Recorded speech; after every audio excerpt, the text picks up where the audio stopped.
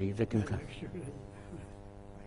اللہ سے اللہ مہربانی جی خیریت فضل و کرم فرمایا تندرستی میں ریاست آپ ہی آغاز کیا کرتے ہیں شروع کریں اللہ پر ایمان سے جو باتیں ایک بندہ مومن پیدا ہوتی ہیں ان کی کچھ تفسیرات بھی مولانا مودودی صاحب رحمۃ اللہ علیہ نے بیان کی ہے.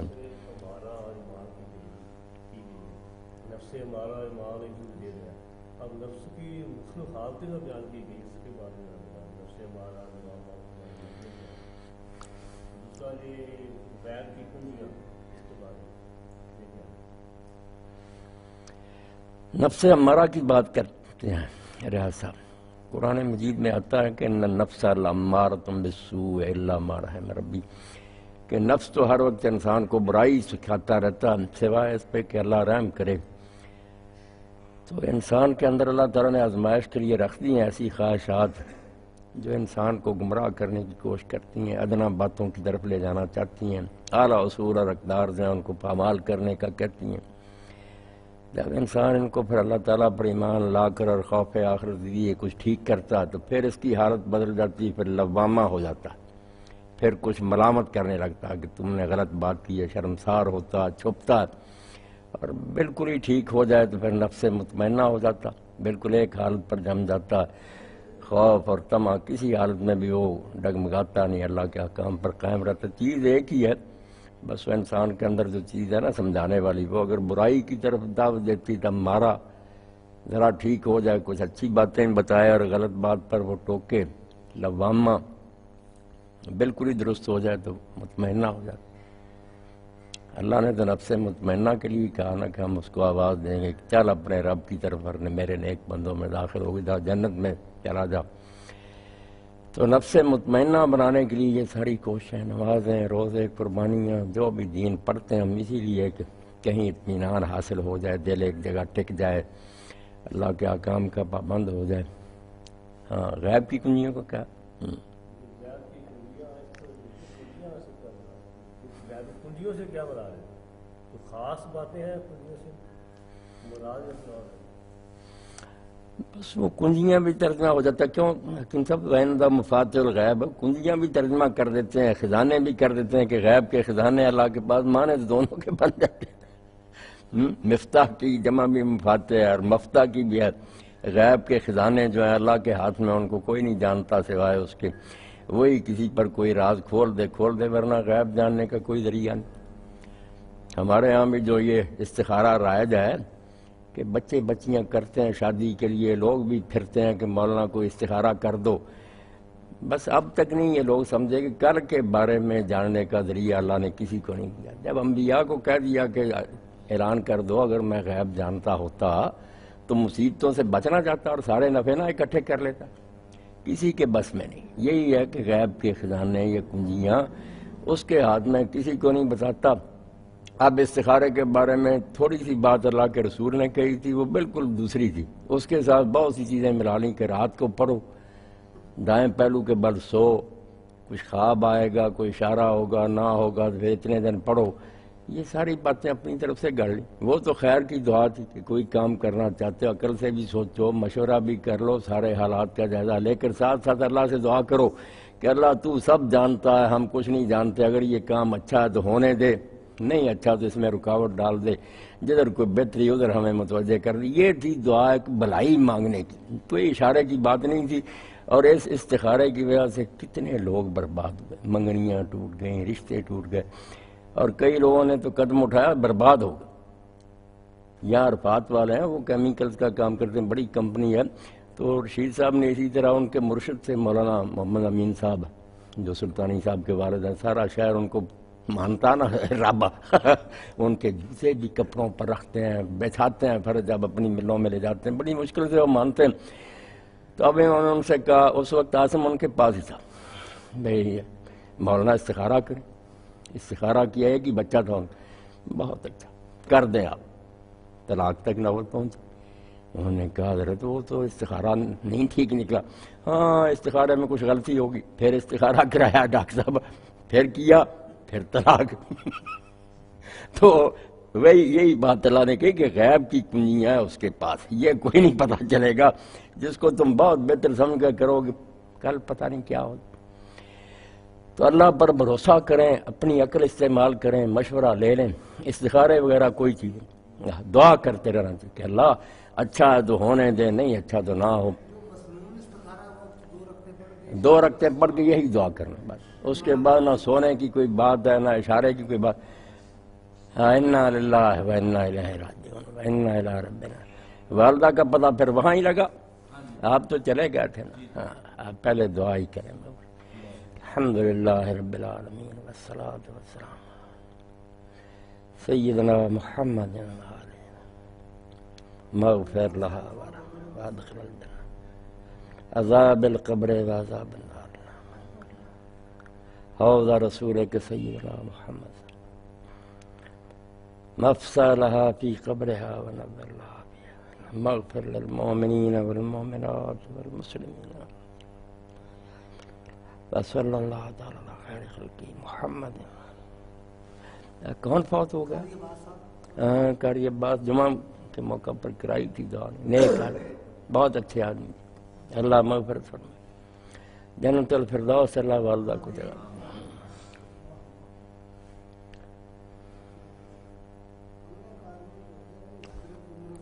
یہ بات جو ہے نا، یہی ہمارے یہ ساتھی نہیں کہتے ہیں اللہ نبیوں کو غیب کی باتیں بتاتا ہے، وہ بتاتا ہے۔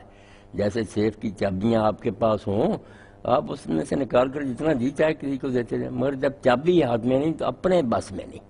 یہی بات ہے، کوئی فرشتہ کوئی نبی اپنی طرف سے کسی قیاس سے اندازے سے غیب کی کوئی بات معلوم نہیں کر سکتا۔ دوسرا علم جو ہے نا، اس کے وسائل ہمارے ہاتھ میں نہیں ہے کہ تجربہ کریں، مطالعہ کریں، سوچ بچار کریں، آگے سے آگے ہم چاہ سکتے ہیں۔ غیب میں بالکل بند ہے، وہاں اللہ ہی بتائے گا، پتہ چلے گا، ورنہ چابیاں اس کے ہاتھ میں۔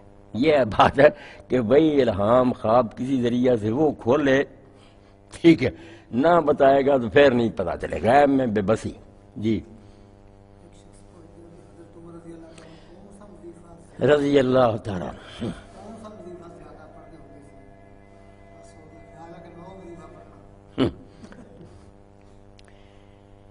حضرت عمر رضی اللہ عنہ پتہ نہیں کون سا وظیفہ زیادہ پڑھتے تھے، اسے تو چاہیے نا کہ جو اللہ کے رسول علیہ السلام نے اور انبیاء علیہ السلام نے پڑھا، آپ نے جب فرمایا کہ میں نے اور مجھ سے پہلے انبیاء نے جو سب سے اعلیٰ ذکر کیا ہے نا، اور اس سے افضل ذکر کوئی نہیں، وہ چوتھا کلمہ لا الہ الا اللہ وحدہ لا شریک لہ لہ الملک و لہ الحمد وہو علی کل شیء قدیر۔ اس میں کچھ اضافے بھی لوگوں نے کیے، نہیں صحیح اتنا ہی ہے۔ اس کو کہا کہ یہ افضل کلمہ جو میں نے بھی کہا اور مجھ سے پہلے انبیاء نے بھی کہا۔ اور ایک شخص روایت کرتا کہ میں نے حضرت عبداللہ بن عمر رضی اللہ عنہ کے ساتھ حج کیا، میں نے نہیں دیکھا کہ طواف میں، صفا مروہ کے اوپر، عرفات میں، کسی جگہ انہوں نے اور کوئی ذکر کیا، کوئی نہیں، نہ دعا مانگی، نہ یہی پڑھتے رہے۔ ہاں عبداللہ بن عمر، یہی کلم۔ اب اس میں سب کچھ آ گیا کہ جب وہ اللہ کی تعریفیں کر رہا کہ تیرے سوا کوئی نہیں دینے والا، تو اللہ تو سمجھتا کہ یہ تعریفیں یہ بیچارہ کیوں کر رہا۔ ایک شاعر نے بھی اسی لیے کہا نا اپنے ممدوح کے بارے میں کہ جس سے میں جا کر کچھ لیتا ہوں نا، وہ سخی آدمی ایسا کہ وہاں یہ کہنے کی ضرورت نہیں پڑتی کہ ہمیں یہ دے، ہمیں یہ، جب ہم تعریف ہی کر دیتے ہیں یہی اس کے لیے کافی ہے، اس کو بتانے کی پھر کیا ضرورت ہو تعریف۔ اس لیے رسول کریم علیہ السلام نے بھی جو فرمایا کہ سب سے افضل دعا الحمدللہ ہے۔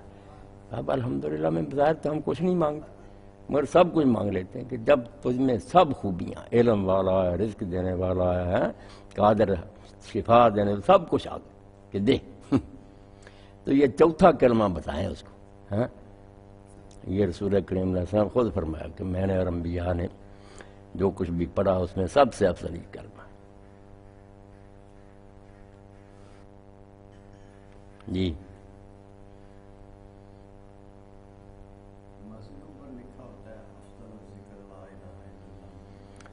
ہاں اس طرح ہی ڈاکٹر صاحب لکھ دیتے ہیں، حالانکہ کسی حدیث صحیح میں یہ جو ہے نا دونوں کلمے اکٹھے نہیں آئے، جس کو ہم کلمہ طیبہ کہتے ہیں نا، لا الہ الا اللہ محمد رسول اللہ، یہ کہیں بھی نہیں اس طرح ہے۔ لا الہ الا اللہ الگ آتا ہے، محمد رسول اللہ بھی جگہ جگہ آتا ہے، دین کی یہ دونوں بنیادیں، مگر بنا ہوا کلمہ اس طرح نہیں آتا۔ کلمہ جو ہے نا وہ تو شہادت ہی، اشہد ان لا الہ الا اللہ وحدہ لا شریک لہ واشہد ان محمد رسول۔ ذکر کے لیے صرف یہی افضل الذکر لا الہ الا اللہ، اتنا ہی۔ حدیث میں اتنا ہی، بالکل۔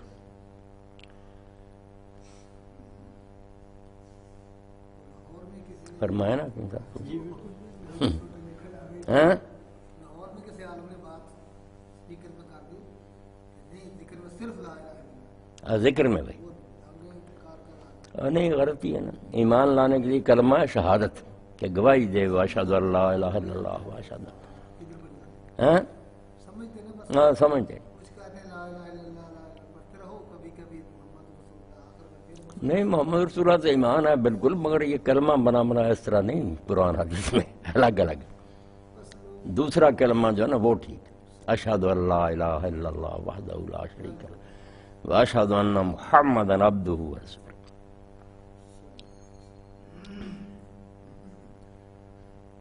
وہ جو سعودی عرب والے قرآن پاک تقسیم کرتے ہیں نا ترجمے والے، اس کے شروع میں سورۃ فاتحہ کے ترجمہ تفسیر میں لکھا ہے کہ جہاں امام کی آواز آ جاتی ہو، بعض اہل علم کا لکھا ہے وہ سورۃ فاتحہ کے آگے بھی پڑھتا ہے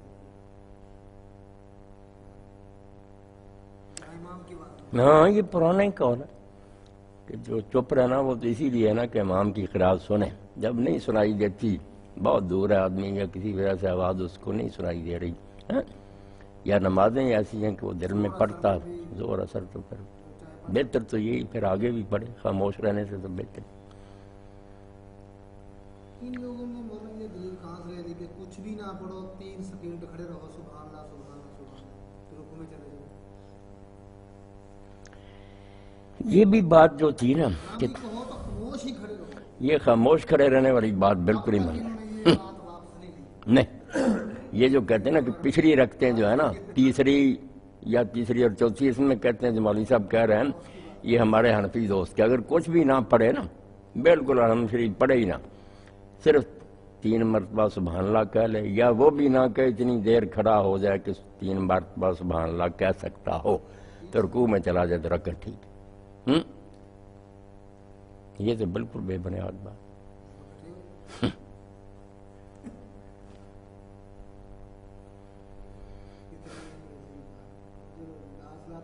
مولانا یہ اپنا جی یہ جو ہم عام طور پہ یہ ہوتا ہے کہ جہاں امام قرات کر رہا اس کو سنتے ہیں، سننا چاہیے۔ جب وہ نہیں مطلب 2 رکعتوں میں باقی میں نہیں پڑھتا اس میں ہم الحمدللہ زیادہ بہتر تو یہی طریقہ کہ جب سن رہا اس کا کلام پھر تو سن ہی لے چپ کر کے، جب نہ سنائی دے تو پھر پڑھ لینا چاہیے۔ ہاں، نماز سب کی ٹھیک ہے، امام کے پیچھے جو ہے تو امام کا پڑھ لینا ان کے لیے گزارا تو ہو جاتا، مگر صحیح طریقہ یہ۔ مولانا اسی طرح جب ایک بندہ تھوڑا سا لیٹ شامل ہوتا ہے اس رکعت میں جس میں امام صاحب خاموش ہے تو وہ سورہ فاتحہ مکمل نہیں کر پاتا، آیا وہ مکمل کر کے رکوع میں جائے یا اس کے کہتے ہی رکوع میں چلا جائے؟ نہیں شاعر صاحب، جب اللہ اکبر امام نے کہہ دیا چھوڑے، ہاں اس کی ہو گئی نا، امام کے پیچھے ہے، نماز تو ہے ہی ٹھیک، موقع مل جاتا پڑھ لیتا، ورنہ کوئی ضرورت نہیں، جھک جانا چاہیے۔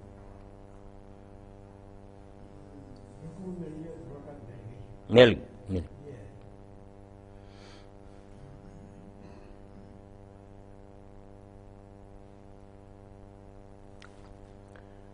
اب جو باتیں مولانا نے لکھی ہیں کہ وہ آدمی سخی بھی ہو جاتا، جو اللہ پر ایمان رکھتا ہے وہ نڈر بھی ہو جاتا، یہ پڑھی ہیں سنی ہیں، مگر وہی ایک بات جو ریاض صاحب ہمیشہ دہراتے رہتے ہیں، کہیں یہ نظر نہیں آتی۔ اللہ کو ماننے والے بھی ان اوصاف سے خالی نظر آتے ہیں، یہ اصل میں بدبختی ہے کہ اثر کوئی نہیں اللہ کو ماننے کا نظر آتا، غیر مسلمان میں سے بھی ہماری حالت جو ہے وہ عملاً بری نظر آتی۔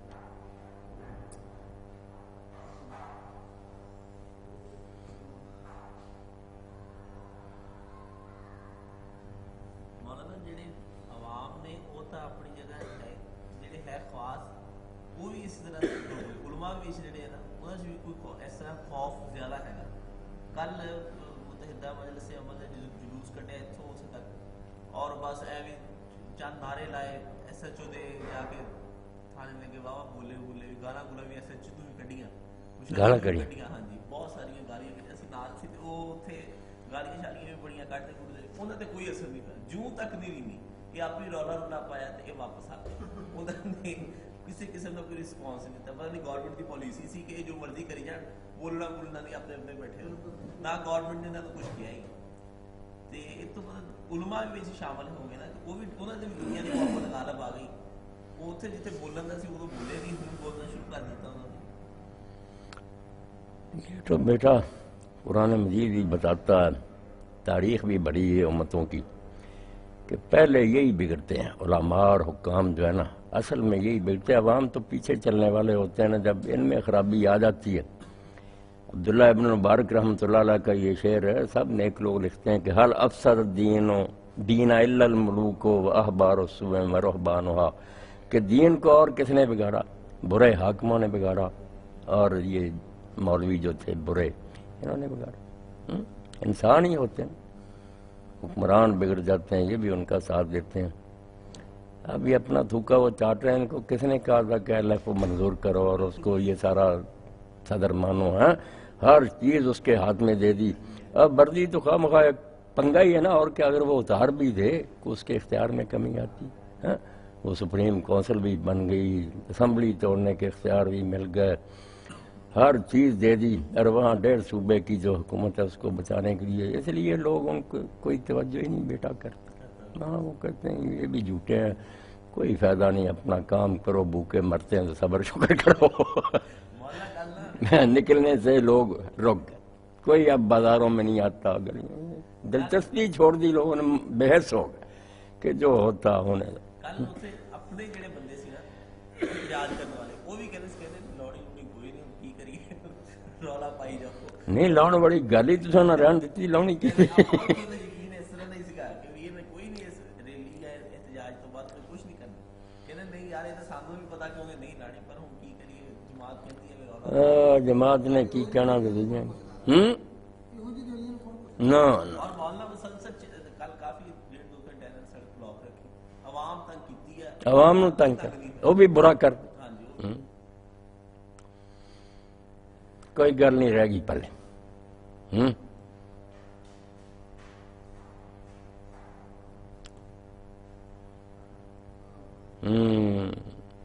ایک ایسے شخص پہ اعتماد کیا جس نے پوری کانسٹیٹیوشن کو تحسیس کر کے جو تھا اس سے امید کر رہے ہیں کہ ہمارے ساتھ وفا کرے. دیکھیے اس نے حلف اٹھائے ہوئے تھے کیونکہ ہر سپاہی ہر سرکاری ملازم مائن کی پابندی کرتا اس سے وہ حلف اٹھایا تھا اس کو صرف پاؤں کی طرح رونگ اس کے بعد یہ اس سے امید رکھ رہے ہیں کہ ہمارے ساتھ وعدہ جو یہ پورا کرے گا فرشتہ بن گیا ان کے ساتھ جو کچھ برقرار وہ ظاہر ہے اس کا یہ اس کے ساتھ جو کچھ پاکستان میں جو توبہ وہ ہتھیار جو انڈیا کے خلاف ہونے والے تھے استعمال مسلمانوں ان پر بمباریاں برس رہی ہیں ہو رہا ہے سب کچھ قرآن کا مذاق اڑایا دین کے ٹھٹھے اڑائے یہ پردہ جو ہے جو اپنی داڑھی رکھا ہاتھ جو تھا کاٹنا قرآن کا حکم اس کے مذاق داڑھی کے بارے میں ٹھٹھے کی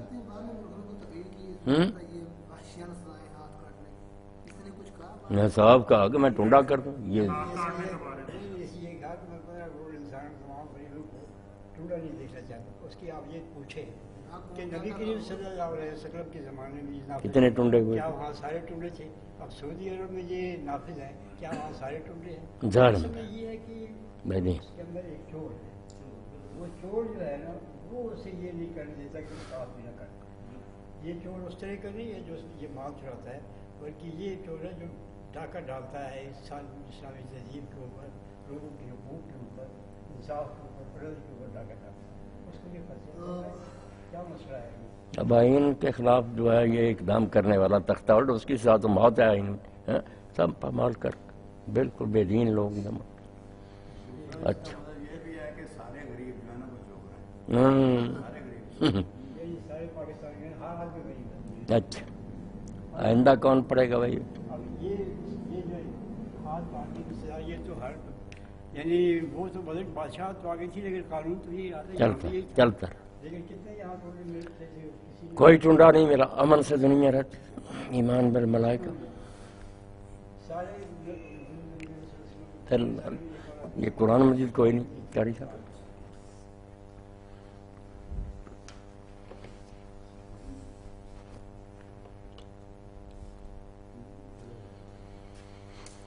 اعوذ باللہ من الشیطان الرجیم بسم اللہ الرحمن الرحیم یا ایہا الذین آمنوا لیبلونکم اللہ بشیء من الصید تنالہ ایدیکم ورماحکم لیعلم اللہ من یخافہ بالغیب فمن اعتدى بعد ذلك فله عذاب علیم. یا ایہا الذین آمنوا لا تقتلوا الصید وانتم حرم ومن قتلہ منکم متعمدا فجزاء مثل ما قتل من النعم یحکم بہ ذوی عدل منکم ہدیا بالغ الکعبۃ او کفارۃ طعام مساکین او عدل ذلک صیاما لیذوق وبال امرہ فاللہ عما سلف ومن عاد فینتقم اللہ منہ واللہ عزیز ذو انتقام. احل لکم صید البحر وطعامہ متاعا لکم وللسیارہ وحرم علیکم صید البر ما دمتم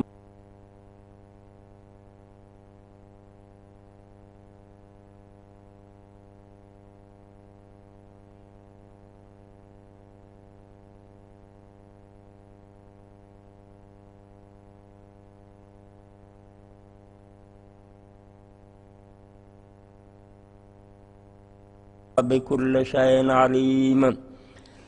اعلموا أن الله شديد العقاب وأن الله غفور رحيم. ما على الرسول إلا البلاغ والله يعلم ما تبدون وما تكتمون. قل لا يستوي الخبيث والطيب ولو أعجبك كثرة الخبيث فاتقوا الله يا أولي الألباب لعلكم تفلحون. سورہ المائدہ رکوع 13 54 سے 100 تک میں نے آیات پڑھی ہیں. اللہ رب العالمین فرماتے ہیں اے ایمان والو اللہ تعالی ضرور آزمائش کرے گا تمہاری کچھ شکار کے ذریعہ سے. وہ شکار ایسا ہوگا کہ تمہارے ہاتھ بھی ان تک پہنچیں گے، ہاتھ سے بھی پکڑ سکتے ہوگے اور نیزوں سے بھی شکار کر سکتے ہوگے. اتنے قریب کروں گا میں وہ شکار اور ان کے ذریعے آزماؤں گا تاکہ یہ پتہ چل جائے کہ کون بن دیکھے اللہ سے ڈرتا ہے. تو جس نے اس کے بعد زیادتی کی، اللہ کی حد کو توڑا، تو اس کے لیے دردناک عذاب ہے. اے لوگو جو ایمان لائے ہو، جب تم احرام کی حالت میں ہو تو شکار نہ کرنا، اور جس نے تم میں سے جان بوجھ کر کسی شکار کو مار ڈالا تو اس کا بدلہ اس جانور جیسے 4 پایوں میں سے دینا پڑے گا. اس کا فیصلہ تم میں سے معتبر آدمی کریں گے کہ یہ جانور جو شکار ہوا ہے ہمارے 4 پایوں میں سے اب اس کے برابر کون سا فدیہ بنتا. تو یا تو پھر قربانی ہوگی جتنا وہ طے کریں گے کہ اس جانور کے بدلے میں ہرن کے بدلے میں بکری دو، یہ اونٹ کے بدلے میں جو شتر مرغ کے بدلے میں اونٹ دو، تو کعبہ پہنچائی جائے گی. یا وہ کفارہ ہوگا پھر مسکینوں کا کھانا کھلانا، یا اتنے برابر کے روزے، تاکہ جس نے ایسی حرکت کی ہے وہ اپنے کیے کا وبال چکھے. جو پیچھے ہو چکا اللہ نے معاف کیا، مگر اب جو ایسا کرے گا تو اللہ اس سے بالکل انتقام لے گا، اور اللہ غالب ہے بدلہ لینے والا. سمندر کا شکار اور اس کا کھانا تمہارے لیے حلال کیا گیا، یہ مسافروں کے لیے بھی اور تمہارے لیے بھی زیادہ راہ ہے. اور جب تم احرام کی حالت میں جب تک ہو خشکی کا شکار حرام ہے، اور اللہ سے ڈرتے رہنا کیونکہ تمہیں ایک دن اس کی عدالت میں پیش ہونا ہے. اللہ نے کعبہ کو ادب والا گھر بنایا ہے، یہ لوگوں کے لیے قیام کا ذریعہ ہے. حرام مہینہ، قربانی کے جانور جن کے گلے میں پٹھے ڈالے ہوئے ہیں، یہ بھی سب لوگوں کی بقا کا ساتھ.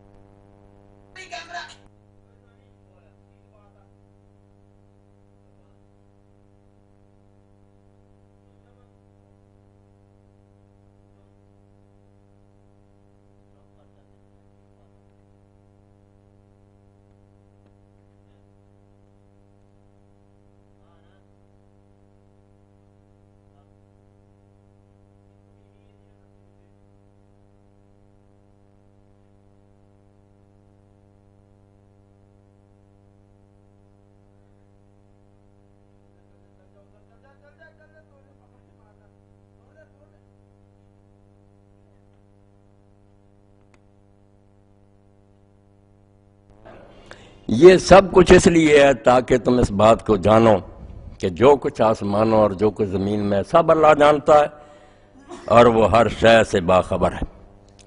یہ بھی اچھی طرح جان لو کہ اللہ کی سزا بڑی سخت ہے اور اللہ بڑا بخشنے والا اور مہربان ہے۔ رسول کا کام صرف پہنچانا تھا، اس نے پہنچا دیا ہے، اور اللہ جانتا جو تم ظاہر کرو گے اور جو چھپاؤ گے۔ اور کہہ دے اللہ کے رسول علیہ السلام کہ ناپاک اور پاک برابر نہیں ہیں، اگرچہ ناپاک چیزوں کی کثرت تمہیں کتنی اچھی لگے، تو اے عقل مندو اللہ سے ڈرتے رہو، شاید تم کامیاب ہو۔ جس طرح کوئی جتنی بلند و بالا عمارت ہم استوار کرنا چاہیں، کوئی محل بنانا چاہیں، تو اس کی بنیاد کو اتنا ہی پختہ کرنا لازم ہے۔ چھوٹا موٹا کوٹھا بنانا کوئی بات نہیں، دیوار کمزور بھی نیچے ہوگی، بنیاد تو بوجھ اٹھا لے گی، مگر ایک کئی منزلہ عمارت اگر بنانا چاہیں تو اس کے لیے تو بہت زیادہ ضروری ہے کہ بنیاد گہری کھودی جائے، اس میں ایسا سامان بھرا جائے کہ پھر اس بوجھ کو وہ برداشت کر سکے۔ یہ بنیاد جو ہے ایمان ہے۔ یہ قرآن پاک نے مسئلہ تو احرام کی حالت میں شکار کا بیان ہوا، مگر بتایا ہے اگر تم عمارت بنانا چاہتے، جیسے بھٹے میں اینٹیں پختہ کرتے ہو نا، کچی اینٹیں جو تو بیٹھ جائیں گی، تو اینٹیں پختہ کرنے کے لیے با نشہ درویشی در ساز و دمان رمضان، اسلامی انقلاب کی باتیں نہ کرو، نہ اسلامی حکومت کی بات کرو، اس کے لیے پہلے بھٹا تیار کرو، اینٹیں بناؤ جو بوجھ اٹھائیں گی۔ با نشہ درویشی در ساز و دمان رمضان، پہلے درویشی کے نشے میں ڈوب جا، خود درویش بن، فقیر بن، مکے کی منزل میں سے گزر، تم پختہ شوی خود را با سلطنت جمدان، جب پکا ہو جائے گا پھر جمشید کی سلطنت سے ٹکر لے، پھر ٹھیک ہے تختہ بھی اٹھے گا اور تو بھی اس کی جگہ سنبھالے گا تو اسلام چلائے گا۔ جب کوئی تیاری نہیں کی، اور تیاری آپ دیکھ رہے ہیں کہ حج دیکھیں، نماز دیکھیں، روزہ، جس بات کی طرف جائیں، یہ سارے بھٹے ہیں جہاں اینٹیں پکتی ہیں۔ کیا پیدا ہوتا ہے؟ یہاں تقویٰ، کہ ہر آدمی اپنی جگہ اتنا پختہ ہوتا ہے کہ اس پر اعتماد ہو سکتا ہے، دشمن بھی قسم اٹھا سکتا ہے کہ یہ آدمی جو ہے یہ غلط کام نہیں کر سکتا، اس کے مخالف بھی جا کر کہے نا کہ وہ آدمی ایسا کرتا نہیں، وہ گھر بیٹھے کہیں گے کہ دشمنی الگ ہے، ہم جانتے یار اس کی سیرت پختہ، کردار پختہ، وہ یہ کام نہیں کر سکتا، ایسی بات نہیں کہہ سکتا۔ یہ تقویٰ جس کے لیے آپ دیکھتے ہیں نماز اللہ کہتا ہے، اور نمازیں پڑھو، مگر وہ نمازیں نہیں ہونی چاہیے جس میں خشوع نہیں ہے۔ الذین هم فی صلاتہم خاشعون، نمازیں وہ کام دیں گی جس کے اندر خشوع ہوگا۔ جب نماز میں تم کھڑے ہو تو ایسی ہیبت اور ایسا رعب طاری ہو جس طرح تم کسی عظیم بادشاہ کے دربار میں چلا لیں گے۔ یہ مثال بھی گناہ، یہ بادشاہ کیا اللہ کے سامنے، مگر کسی عدالت میں کسی بادشاہ یا افسر کے سامنے کس طرح ہم ڈر جاتے ہیں، سہم جاتے ہیں، ادھر ادھر حرکت نہیں کرتے۔ اللہ کے سامنے فرمایا ہے ایسی نماز پڑھو اس میں خشوع ہو، اور وہ نماز پھر یقیناً پھر بنا دیتی نا ایسا، ان الصلاۃ تنہی عن الفحشاء والمنکر، بے حیائی اور برائی سے روک دیتی۔ وہ نماز پھر رسمی نہیں رہ جاتی کہ نمازیں بھی ہو رہی ہیں، جھوٹ بھی بولا جا رہا، رشوتیں لی جا رہی ہیں، مال میں ملاوٹ کی جا رہی، یہ نہیں ہوتا۔ یہ جو لوگ کہتے ہیں نا یہ میرا پیشہ ہے، وہ میری عبادت ہے، یہ بے دینوں کی نکالی ہوئی باتیں ہیں۔ نماز تو ایک بھٹی تھی جس میں سے آپ کو گزارا گیا تھا، ٹریننگ کورس تھا کہ پکی ہوئی ہے اینٹ۔ یہ اسلامی حکومت اگر آئے یا اسلامی معاشرہ آئے اس میں یہ فرض سیٹ کر دیا جائے تو کیا نتیجہ نکلے گا؟ روزہ کتب علیکم الصیام، اللہ نے روزے فرض کیے لعلکم تتقون، یعنی سارا دھندا۔ اس لیے اقبال کہتے ہیں ای ہم اسباب استحکام تو، اب یہ دن آ رہا نا ذی الحج کا چاند طلوع ہونے والا، اللہ کے رسول علیہ السلام نے فرمایا یہ 10 دن سال کے جو ہیں کوئی عمل جو باقی سال میں تم کرتے اس کے برابر نہیں۔ لوگوں نے پوچھا جہاد بھی نہیں؟ فرمایا نہیں، سوائے اس مجاہد کے جو جائے وہاں ہی کٹ جائے، وہاں ہی گھوڑا مارا جائے، وہ واپس نہ، وہ شاید برابر درجہ پا لے، ورنہ ان دنوں میں جو عمل ہے ان کے برابر کوئی عمل نہیں ہو سکتا۔ عمل کیا؟ حج کی بٹی میں سے گزارا جا رہا ہے۔ یہ اللہ کہتا ہے امتحان، اور ہمیں تو حالات پیش نہیں آتے۔ جب لمبا احرام ہوتا تھا اور شکار ہوتا تھا حرام، تو اللہ کہتا میں آزماؤں گا، جیسے وہ بستی والوں کو آزمایا نا۔ یہ امتحان جو اللہ کو ضرورت نہیں، وہ تو جانتا کہ یہ کیا کریں گے، مگر ہمیں پختہ کرنے کے لیے کہ یہ ٹھیک ہوئے آزمائشیں آتی۔ اب وہ سمندر کے کنارے رہتے تھے، اللہ نے کہا ہفتے کے دن مچھلیاں نہیں شکار کرنا، مگر سورہ رام میں آتا ہے امتحان کے لیے۔ ان کا کھوٹ اللہ نے دیکھ لیا نا، ہفتے کے دن بہت آتی، سر نکالتی، اونچی اونچی کھڑی ہوتی، ان کا ایمان ڈول گیا۔ باقی دنوں میں نہ آتی، ہفتے کی رات بے ایمان ہو گئے، جیسے احرام کی حالت میں شکار۔ اللہ نے اس کا حوالہ دیا کہ بالکل وہ بنی اسرائیل والا امتحان کروں گا، تمہارے قریب آ جائیں گے ہرن خرگوش، ہاتھ سے بھی پکڑ سکو گے، نیزہ بھی مار سکو گے، دیکھوں گا کہ مانتے ہو اللہ سب کچھ جانتا، مجھ سے ڈرتے ہو، یا پکڑ کر کھا جاؤ گے کہ اتنے دن کے بھوکے ہیں، گوشت ملا چٹ کر دو۔ تو وہ ایسا ہی انہوں نے کیا کہ یہ مچھلیاں ہفتے کے دن آتی ہیں، آگے آتی نہیں، شکار کرنے لگے۔ پیغمبر روکتے رہے، نہیں رکے تو اقبال کہتے ہیں ہم اسباب استحکام یہ نمازیں، یہ روزے، یہ حج اور عمرے کیا ہے؟ تمہیں پکے کرنے کے لیے، پختہ کرنے کے لیے بھٹے ہیں، یہ بھٹوں میں سے گزارا جاتا ہے کہ اینٹیں پک گئی ہیں یا نہیں، پختہ ہی محکم اگر اسلام ہے تو اگر یہ چیزیں پکی ہو گئیں اور واقعی اپنا اثر کر گئیں پھر پکا، پھر تو عمر بنے گا، ابو بکر بنے گا رضی اللہ تعالیٰ عنہ۔ دیکھتے ہیں کہ سلطنت پر آئے، کیا ہوا پھر؟ دار عمارت فقر رہا افزودان، جب حاکم بنے تو فقیری پہلے سے بڑھ گئی، بجائے اس کے کہ خزانے آٹھائے عیش کریں، پہلے اچھی بڑی زندگی گزارتے تھے، اس میں کمی آ گئی، بچے بھوکے رہنے شروع ہو گئے۔ اب اس سے زیادہ عجیب بات ہے پکے ہونے کا نتیجہ تھا کہ حضرت ابوبکر رضی اللہ تعالیٰ نے دیکھا کہ بچہ ان کا جو ہے وہ خربوزے کی پھانک کھا رہا، ایک ٹکڑا خربوزے، انہوں نے کہا خربوزہ کہاں سے آ گیا؟ بیوی نے کہا نہ بچے کو کچھ نہ کہنا، جو کھجوریں آپ لیتے ہیں اس کھجوروں کی جو گٹھلیاں وہ میں رکھتی رہی ہوں، وہ گٹھلیاں دے کر خربوزے والے سے اس بچے کو لے کر دیا۔ آپ نے فرمایا اچھا وہ گٹھلیاں بھی کام آتی، جمع کرایا کر۔ اور موت کے وقت کا ایسا جو لوگوں نے مجھے معاوضہ دیا تھا میں نہیں چاہتا تھا، مگر عمر نے اور دوسروں نے ضد کی، 2 سال مجھے کچھ تنخواہ گزارے کے طور پر دی، وہ میرے بعد ساری نہ یہ کمبل بھی اور یہ اونٹنی بھی اور ساری تنخواہ عمر کو واپس کر دی، میں نہیں مسلمانوں کا احسان لینا چاہتا۔ اور جب وہ تنخواہ گئی تو حضرت عمر ہوئے، انہوں نے کہا تھا لقد ابت الخلافہ بعدک، اپنے بعد والے خلیفوں کو تو مشقت میں ڈال گیا، یہ تو وہ تنگ ہو گئے بیچارے، کیسے کریں؟ یہ کس کا نتیجہ تھا؟ اینٹیں بھٹے میں پکی ہوئی تھی، ایسے ہی نہیں تھی کچا کوئی بیٹھ گیا آئین کو پامال کرنے والا، قرآن کو ٹھٹھے کے، اس سے کیا توقع ہو سکتی؟ یہ کوئی آسان بات؟ تخت پر بیٹھ کر فقیر بن، در عمارت فقر را افزوداند، ہم تو سلمان در مدائن بوداند۔ کہتے ہیں کہ دیکھو سلمان جب اسی علاقے کا بادشاہ بنا جہاں سے بیچارہ آیا تھا، بڑے سفر کر کے حضور تک پہنچا، سلمان الفارسی اسلام لایا، بڑی عمر پائی، اور پھر حضرت عمر کے زمانے مدائن کا گورنر بنا۔ تو جب گئے اپنے عہدے پر، کوئی دستہ ساتھ نہیں تھا، کوئی اہتمام نہیں تھا، کوئی جھنڈا نہیں تھا، پیدل جا رہے تھے۔ ایک شخص جا رہا تھا، اس نے دیکھا کہ یہ بھی آدمی جا رہا، اس کے پاس کوئی سامان تھا، پریشان تھا، حضرت سلمان نے کہا یار تم کہاں جانا چاہتے ہو؟ کہتا مدائن، تو مجھے یہ گٹھڑی اٹھا دی، گٹھڑی اٹھا دی۔ جب مدائن پہنچے لوگوں نے پہچانا، بھاگے آئے، یہ رسول اللہ کا صحابی حضرت سلمان الخیر آ گئے۔ وہ مسافر پریشان ہوا، اس نے کہا یہ مجھ سے بڑی گستاخی ہوئی، یہ کون ہے؟ انہوں نے کہا یہ گورنر ہیں، حضور کے صحابی ہیں۔ تو حضرت سلمان نے کہا کہ بھائی پریشان ہونے کی بات نہیں، آپ کی مہربانی ہے کہ میں نے ویسے بھی آنا تھا، میں ایک بھائی کی خدمت، اللہ نے مجھے توفیق دی، آپ کی مہربانی۔ وہاں کوئی محل نہیں بنایا، لوگوں نے ضد کی نہیں، مسجد میں ہی فیصلے، وہیں سو رہے تھے درخت کے سائے، اور موت کے وقت بھی لوگوں نے دیکھا روتے تھے، تو انہوں نے کہا سلمان آپ نے کیا سامان اکٹھا کیا جس پر رو رہے ہیں؟ کہنے لگے نہیں حضور نے مجھے کہا تھا سلمان پل سرات بہت نازک گھاٹی ہے، ہلکا سامان لے کر آنا مسافروں جیسا، میں سمجھا یہ گھڑے وغیرہ بھی زیادہ۔ کہتے ہیں ہم تو سلمان در مدائن بوداند، وہ فقیر جو تھے وہ سلمان کی طرح رہے، کوئی گورنری کا نہیں تھا اثر، مگر یہ پکا ہونے کا نتیجہ تھا۔ دیکھتے ہیں آپ نے، میں نے چند آیتیں پڑھی، بار بار اللہ کہتا ہے یہ جان کر رکھنا کہ اللہ جان رہا جو کچھ تم کر۔ 2 باتیں ہیں جو اللہ تعالیٰ ذہن میں بٹھاتا ہے، نماز سے، روزے سے، حج سے، عمروں سے، وہ بیٹھ جائیں تو بعد سے کچھ فائدہ، ورنہ یہ سارا دندہ بیکار، بٹا ضائع گیا، اینٹیں بیٹھ گئی، کچھ نہیں فائدہ ہوا۔ کیا جان رہا اللہ؟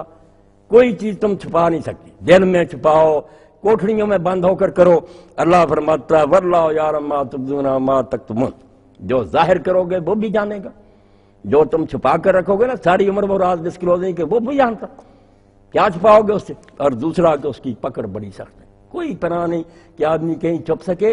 یہ علم اور قدرت، ان 2 صفات پر یقین آ جائے کہ جانتا ہے، جس نے عدالت کی کرسی پہ بیٹھنا اسے کوئی راز چھپا نہ، وہاں ہیلے بانے کیا کام آئیں گے، اور چھڑانے والا بھی کوئی نہیں، تو غالب ہے، واللہ عزیز ذو انتقام، اس سے بھی کوئی اوپر ہے جو اس پر دباؤ ڈال سکے؟ کوئی نہیں ڈال سکتا، وہ عزیز ذو انتقام، اور وہ بے غیرت بھی نہیں ہے کہ لوگ اس کے قانون کی دھجیاں اڑائیں اور وہ ہنس کر ٹال دے۔ وہ غیرت مند خدا ہے۔ اور یہی دیکھیں آپ تورات میں جو انبیاء بنی اسرائیل گزرے ہیں وہ ایک لفظ ضرور بولتے ہیں، اے اسرائیل تیرا خدا غیور خدا ہے۔ وہ بے غیرت نہیں ہے کہ تم اس کا مذاق اڑا اور وہ اس دن چپ رہے، وہ گردن توڑے گا پھر تمہاری، دو جھک جائیں گے ان کو سربلند کرے گا، جو اکڑیں گے برباد کر دے۔ تو اللہ یہ احرام کی حالت میں بتاتا کہ جب تم احرام کی حالت میں ہو تو خشکی کا شکار تمہارے لیے حرام ہے، مگر اللہ تعالیٰ حکیم ہے، جانتے کہ اس زمانے میں احرام بہت لمبا ہوتا تھا، پیدل سفر ہوتے، 6 مہینے لوگ کشتیوں میں رہتے تھے سمندر میں، تو اس حالت میں اگر سمندر کا شکار بھی حلال نہ کیا جاتا جہاں اور کوئی سامان مل ہی نہیں سکتا تو وہ بھی تنگی ہوتی۔ دین جو ہے بیلنسڈ ہے، وہاں کہا کہ ہاں سمندر کا شکار جو ہے اس کا کھانا وہ تمہارے لیے حلال کیا گیا۔ 2 لفظ فرمائے کہ سمندر کا شکار، یہ تو خود جو ہم شکار پکڑیں وہاں ہی مچھلیاں وغیرہ پکڑیں، وہ تام ہو، اور اس کا کھانا، کھانے کا مطلب نہیں کہ پکڑ لیا اور پھر کھانا، وہ کھانا اور ہوتا عقل، کھانا تام کہ خوراک کیا۔ یہ حضرت ابوبکر رضی اللہ عنہ دوسرے صحابہ نے تشریح کی کہ ایک تو زندہ پکڑیں گے وہ صید البحر ہوگا، ایک جا کے سمندر میں پھینک دیا، باہر پھینک دی مچھلی، وہاں مری پڑی ہے، وہ بھی حلال ہے، ذبح کرنے کی ضرورت نہیں۔ فرمایا سمندر کے اندر شکار کر لو یا باہر پڑی مچھلی کو اللہ اپنے فضل سے دے دے، یہ سب تام، یہ تمہارے لیے حلال ہے۔ یہ اللہ فرماتا ہے، اس لیے کہ میں بے دانش تو نہیں، جانتا ہوں کہ سمندر میں سفر کرنے والے مسافر کیسے گزار، ان کو چھٹی ہے، مگر خشکی میں جو سفر کریں ان کو بہت سی چیزیں اور بھی مل سکتی ہیں، ان کے لیے شکار حرام ہے۔ اور اس میں آزمائش تمہاری ہوگی اسرائیلیوں کی طرح کہ شکار اتنا قریب کر دوں گا کہ تمہارے ہاتھ پہنچ سکیں گے، ان تک تمہارے نیزے پہنچ سکیں گے۔ لیعلم اللہ من یخاف بالغیب، پھر دیکھوں گا روزے کی طرح احرام میں بھی کہ اللہ سے بن دیکھے ڈرتے ہو، اللہ تو نہیں نظر آتا، اس کی پولیس نہیں نظر آتی، تم پھر بھی ڈرتے ہو کہ کیسا عمدہ جانور ہے، شکار کریں کھا جائیں، نہیں۔ حتیٰ کہ اللہ کے رسول علیہ السلام نے یہ بھی وضاحت کر دی کہ خود شکار کرنا تو لگ رہا، اگر آپ نے اشارہ ہی کر دیا دوسرے آدمی کو جو احرام کی حالت میں نہیں، اس کو بتا دیا کہ وہ شکار، یا اس کو تیر پکڑا دیا، پھر بھی وہ شکار تمہارے لیے حرام ہے، تم نہیں کھا سکتے اس کو۔ تم نے احرام کی حالت میں یہ جرأت کی کہ دوسرے کو بتا دیا کہ میں نہیں پکڑتا، تو پکڑ کر مجھے دے دے۔ بلکہ بہت سے نیک صحابہ نے تو اس میں بھی احتیاط کی کہ اگر اس نے اپنے لیے ہی پکڑا تھا مگر اس کو دے رہا پھر بھی نہیں کھانا، احرام کی حالت میں شکار جو خشکی اس کا گوشت ہی نہیں کھانا۔ مگر دوسروں نے کہا نہیں، اللہ کے رسول نے وضاحت کر دی ہے کہ جو شکار تم نے خود نہیں کیا، اس کے بارے میں کسی سے تعاون نہیں کیا، اس آدمی نے اپنے لیے کیا تھا تمہیں دیتا ہے، اس کی نیت تمہارے لیے نہیں تھی، سرے سے تمہارا خیال نہیں تھا، مگر اب دے رہا تو کھا لو۔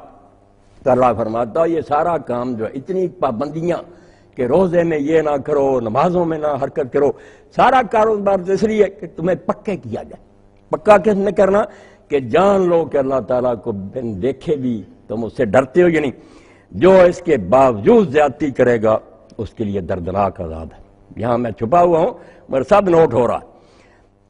اور یہ بھی بتا دیا کہ جس نے جان بوجھ کر قتل کیا، شکار کو مارا، اس کی سزا پھر یہ ہے کہ عادل آدمی بیٹھے معتبر وہ فیصلہ کریں کہ جو شکار اس نے مارا ہے اس کا ہمارے جو چوپائے ہیں آبادیوں میں جو ہمارے جانور کیا بدلہ بنتا ہے، وہ بدلہ پھر جائے وہ قربانی مکہ پہنچائی جائے گی، وہاں ذبح ہوگی، یا قربانی نہیں تو پھر اندازہ کریں گے قربانی کی کتنی قیمت ہے، اس کے کتنے حساب بنتے ہیں، غلہ اس غلے کے حساب سے، پھر نصف سا کے حساب سے روزے، کہ اتنے روزے پڑ جائیں گے، پھر جیسا صدقہ فطر ہوتا، یا مسکینوں کو کھانا۔ یہ اس لیے کہ جو اس نے حرکت کی ہے کہ اللہ کا حکم تھا کہ یہ کام نہیں کرنا کیا، اس کا وبال چکھے، اس کو سزا دی جائے۔ پیچھے جو ہو گیا معاف ہے، اب یہ حکم تمہیں دے دیا گیا، بچ کر رہنا۔ وَاتَّقُوا اللَّهَ الَّذِي إِلَيْهِ تُحْشَرُونَ، قرآن دیکھتے جانا، یہ حدیث کی کتاب ہے فقہ، وہاں مسائل خشک ہے کہ یہ نماز پڑھو، روزہ رکھو، یا سے قرآن پاک کا آپ کمال ہے جس کے لیے اس کے بارے میں حیران کہ کوئی لائے اس کی مثل ایک ہے نہیں آتی، وہی عربی ہے۔ اس طرح اللہ کی صفات کو اس میں گونتا جاتا ہے کہ حیرانی ہوتی ہے کہ طلاق کا مسئلہ بیان کر رہا، ساتھ ہی اللہ کی کوئی صفت بیان ہو رہی کہ اللہ دیکھ رہا، اللہ کو حساب دینا۔ یہی یہاں کہا کہ ڈر جاؤ اس اللہ سے جس کی عدالت میں تمہیں پیش ہونا، جانا پڑے گا، ایک میں حساب دینا ہے۔ اور یہ کعبہ جو اللہ نے بنایا ہے لوگوں کے لیے قیام کا ذریعہ، ساری دنیا کے لیے قیام کا ذریعہ۔ اللہ کے رسول نے یہ بھی وضاحت فرمائی کہ جب تک بیت اللہ قائم ہے زمین قائم ہے، جب یہ گر جائے گا زمین جو ہے برباد کر دی جائے۔ اور حضور علیہ السلام کو اللہ نے پردے ہٹا کر وہ حبشی دکھا دیا جس کی ٹانگیں سوکھی سوکھی پتلی پتلی، آپ نے فرمایا وہ دیواروں پر چڑھا ہوا ہے کہ کر کے پتھر گرا رہا، بس دنیا ختم ہو گئی، کوئی روکنے والا نہیں رہا۔ جیسے وہ مولانا شبیر احمد عثمانی رحمۃ اللہ علیہ فرماتے ہیں جب بربادی ہوتی نا پہلے شاہی کیمپ اکھاڑا جاتا، بادشاہ اپنا کے خیمے کے بارے میں کہتا اٹھا لو، سارا لشکر چل پڑا، زمین بھی ختم کر دی جائے گی جب بیت اللہ فرمایا، اور لوگ اسی وقت تک قائم ہے جب تک اللہ کی حرمت والا گھر قائم ہے۔ عربوں کے لیے تو بالکل قیام کا ذریعہ تھا، عرب تو بچ ہی نہ سکتے اگر یہ مکہ نہ ہوتا، جہاں وہ جو قتل و غارت تھی، لوٹ تھا، تجارت کیسے کر سکتے؟ صرف بیت اللہ کی برکت کے 4 مہینے حرام مل گئے، تجارت کر سکتے تھے، حج کر سکتے تھے، مال خرید بچے ہوئے تھے، ورنہ اتنی لوٹ مار تھی کہ بیچارے مر ہی جاتے اپنے اپنے گھروں۔ 4 مہینے حرام دے دیے، حج کے موقع پر آتے، مالے تجارت لاتے، مینا میں ارد گرد منڈیاں لگتی، کاروبار بھی چمکتا اور زبان بھی ترقی کرتی، شاعری کے مقابلے ہو رہے ہیں، ادب کے مقابلے، عربی زبان بھی ترقی کرتی گئی، میل ملاپ کا بھی ذریعہ۔ فرمایا بیت اللہ میں نے لوگوں کے لیے باعث قیام بنایا ہے، حرام مہینے بنائے ہیں، جانور ہیں جو مکہ کی طرف جاتے ہیں، قلائد ان کے گلے میں پٹے پڑے ہوئے تھے، یہ نشانی ہوتی جی۔ اور اس گئے گزرے دور میں بھی آپ دیکھیں بت پرست کافر اگر کوئی اونٹ یا گائے ملے جس کے گلے میں پٹا ہو یا جانور کے، چھیڑتے نہیں، اس کو نہیں ہاتھ لگاتے تھے کہ یہ بیت اللہ کی نیاز ہے، اللہ کے گھر کا جانور ہے، اس کو نہیں نقصان پہنچا، مکہ پہنچا دیتے تھے۔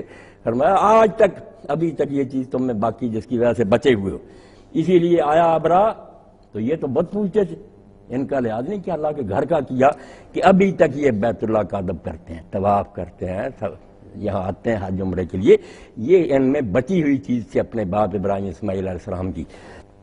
اور ساتھ فرمایا کہ یہ سب کچھ اس لیے احرام اور یہ پابندیاں اور حج اور عمرے، ذالک لتعلموا ان اللہ یعلم ما فی السماوات وما فی الارض۔ دیکھیں قرآن مجید موڑ موڑ کر اس بات پر لاتا ہے کہ یہ سب کچھ اس لیے ہے کہ تاکہ تمہیں یہ یاد رہے کہ آسمانوں اور زمین میں جو کچھ ہو رہا اللہ کو اس کی خبر ہے، وَأَنَّ اللَّهَ بِكُلِّ شَيْءٍ عَلِيمٌ، اللہ کے علم سے کوئی چیز باہر نہیں ہے۔ اور ساتھ نتیجہ بھی سنا دیا جس کو ہم بڑھا دیتے ہیں، یہ بیلنس بھی نہیں رکھتے، جس کے بارے میں حضرت علی فرماتے ہیں جو عالم مایوس کر دیتا ہے وہ بھی نادان ہے، دین کی خبر نہیں، جو بے خوف کرتا ہے وہ بھی جاہل ہے۔ تقریر ایسی ہونی چاہیے گناہ گار ڈر جائیں، نیک امیدوار ہو جائیں۔ تو فرمایا اعلموا ان اللہ شدید العقاب، سن لو کان کھول کر کہ اللہ سخت سزا دینے والا، اگر گناہ کرتے رہے سزا، پھر غفور الرحیم کی بات نہیں، اور اگر تم باز آ جاؤ گے وان اللہ غفور الرحیم، اللہ بڑا بخشنے والا اور میرے، دونوں پلڑے برابر، خوف اور رجا کی امید بھی ڈر بھی۔ ما علی الرسول الا البلاغ، رسول کا یہ کام نہیں ہے کہ وہ لوگوں کو نیک بنا لے، عالم کا بھی کام نہیں ہے۔ جس نے یہ سمجھا نا کہ میں جو کہہ رہا ہوں یہ یار کسی کے دل پر اثر کرے، اتنی مدت ہوگی، اثر تو نہیں ہوتا، یہاں پھر آ جاتا ٹرننگ پوائنٹ، جماعتیں بگڑ جاتی ہیں، عالم بگڑ جاتے ہیں کہ اب کوئی اور نسخہ ڈھونڈو، لوگ جو ہے نا ان میں مقبولیت حاصل ہو، نہیں، سب کو کھیل بگڑ جاتا، اپنی منزل کھوٹی ہو جاتی۔ اسی لیے عالم دین جو جب خطبہ مسنونہ پڑھتا کیا اس میں بتایا جاتا من یہد اللہ فلا مضل لہ ومن یضلل فلا ہادی لہ۔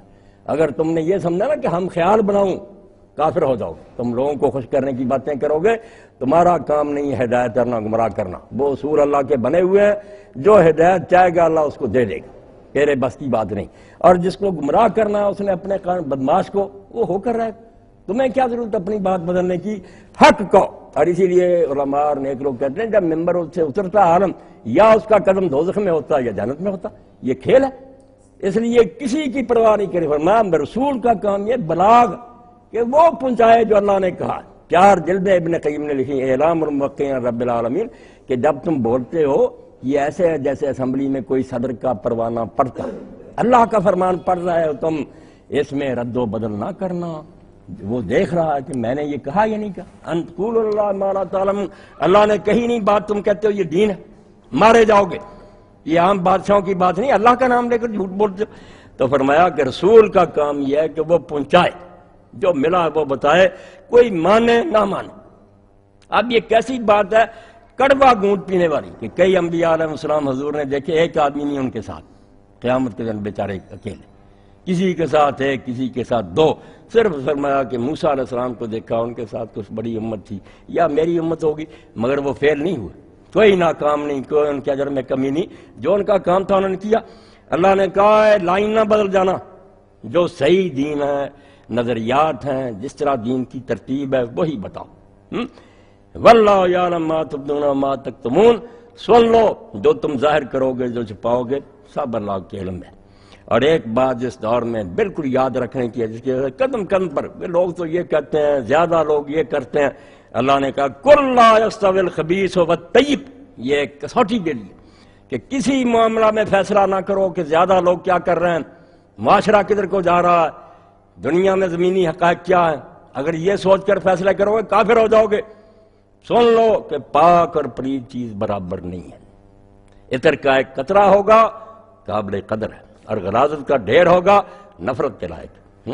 ایک دیگ بھری ہوگی پیشاب سے کوئی قیمت نہیں اس کی، اور زمزم کا ایک گھونٹ ہی ہوگا وہ قیمتی ہوگا۔ اس لیے یہ نہ فیصلے کرو کہ لوگ کیا کر رہے ہیں، دنیا کدھر کو جا رہی ہے، سارے یہی کرتے ہیں، پڑھے لکھے بھی، جی معاشرے میں یہ چلن ہے، لوگ یہ کہتے ہیں، پریشر ہے۔ اللہ کہتا فیصلہ کر، ایک بار فیصلہ کر لو کہ تم مرغے باد نما ہو، یا کوئی خسو خاشاک ہو کہ جدھر کو ہوا چلی اڑا کر لے گئی، یا مرد ہو جن کے پاؤں جم گئے، پہاڑ کی طرح اپنی جگہ کھڑے ہو گئے۔ فرمایا پلید چیز اور پاک چیز برابر نہیں۔ اللہ نے پاک پلید چیزیں بتائیں، حلال حرام، وہاں دیکھنا کہ اکثریت کدھر ہے یہ نہیں دیکھنا۔ اکثریت ہمیشہ سے ایک بت رہی ہے، اور قرآن پاک پڑھنے والے لوگ جانتے ہیں اللہ نے جگہ جگہ بیان فرمایا کہ زیادہ لوگ جو ہیں وہ فاسق ہیں، زیادہ لوگ جو ہیں ظالم ہیں، زیادہ لوگ جو ہیں وہ نیک نہیں ہیں، وما اکثر الناس، زیادہ لوگ جو ہیں مومن نہیں ہیں۔ اکثریت کا بت تو توڑا کہ اگر تم دیکھو زیادہ لوگ کیا کر گمراہ ہو جاؤ، کوئی نہ سوچو، اللہ کی کتاب سے پوچھو، رسول اللہ سے پوچھو کہ صحیح اور غلط کیا ہے، لوگ کیا کر رہے ہیں ان کو جانے۔ مولانا مودودی اللہ تعالیٰ ان پر رحمت فرمائے، ایک شخص نے مضمون لکھا انہیں کہ لوگ جو ہیں وہ چونکہ زیادہ یہ کر رہے ہیں، کیا کریں، دین پر ہیں، تنگیاں آتی ہیں، اس لیے یہ چیزیں کچھ نرمی ان میں ہونی چاہیے، تو وہ مضمون پڑھنے کے قابل ہے، اور اگر آج کل کوئی اس کو چھپا کر تقسیم کرے تو بڑا کارنامہ ہے۔ انہوں نے لکھا کہ یہ دین اسلام جو ہے نا، کیش مردہ نہ مذہب گوس بندہ، یہ بھیڑوں کا دین نہیں ہے کہ بھیڑیں ادھر کو چل پڑیں زیادہ تو بھیڑ چال ہے تم بھی چل پڑو، یہ کیش مردہ ہے، جوان مرد اور بہادروں کا یہ طریقہ ہے۔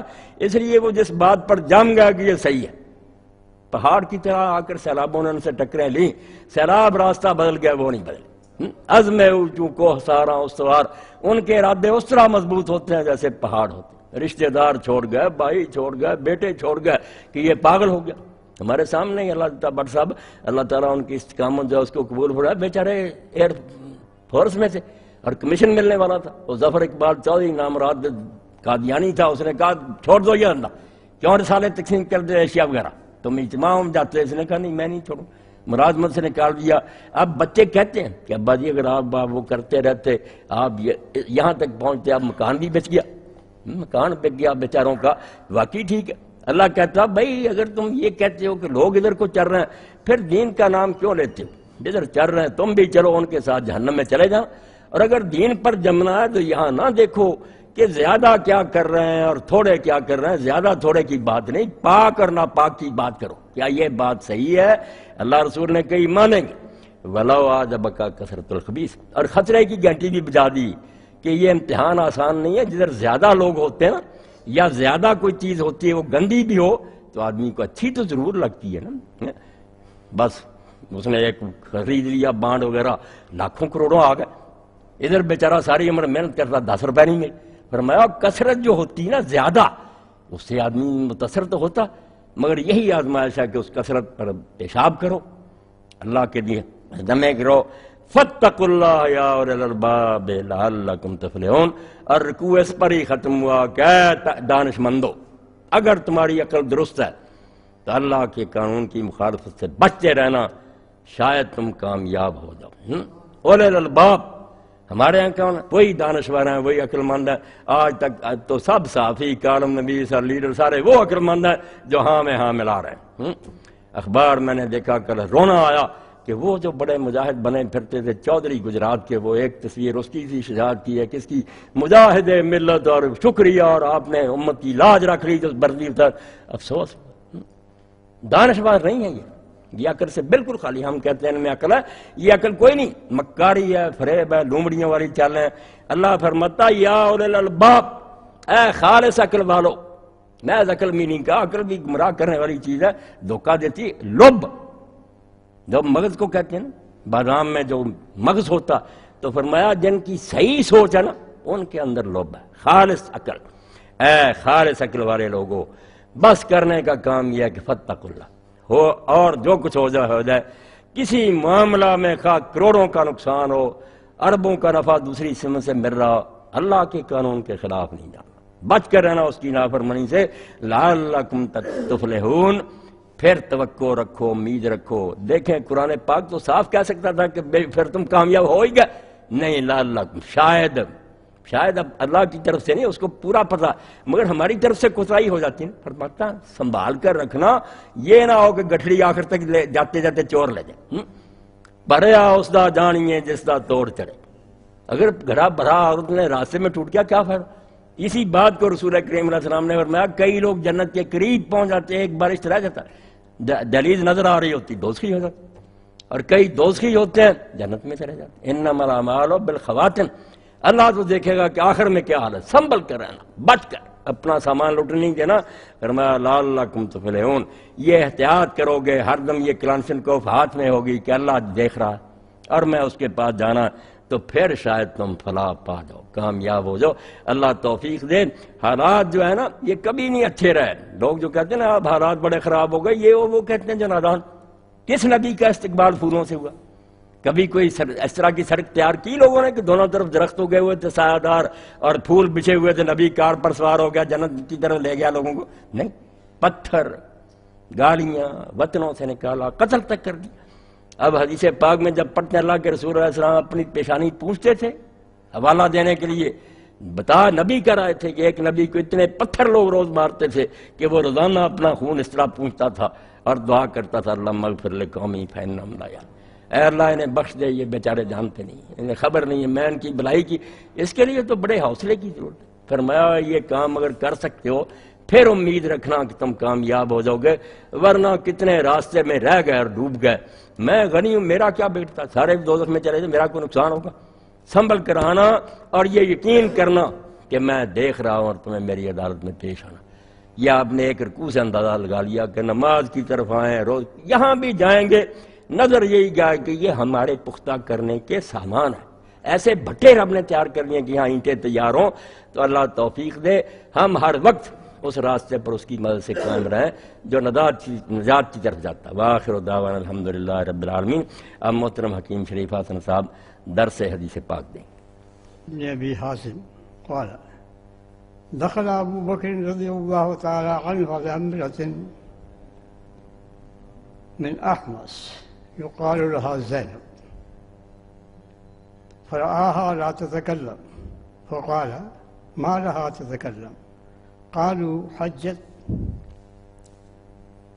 مسنتة، فقال لها تكلمي فإن هذا لا يحل، هذا من عمل الجاهلية. فتكلمت فقالت من أنت؟ فقال امرؤ من المهاجرين. فقالت من أي المهاجرين؟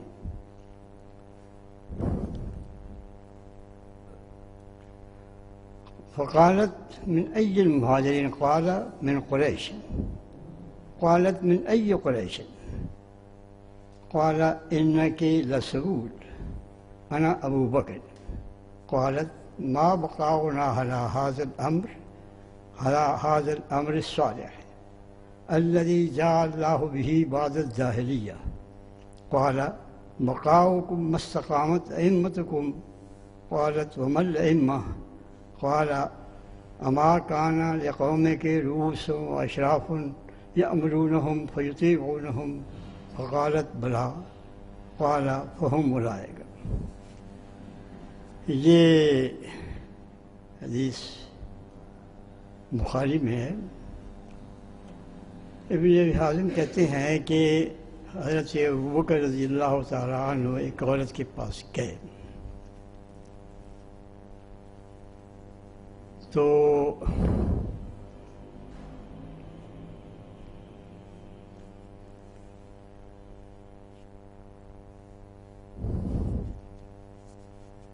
اس کا نام زینب تھا۔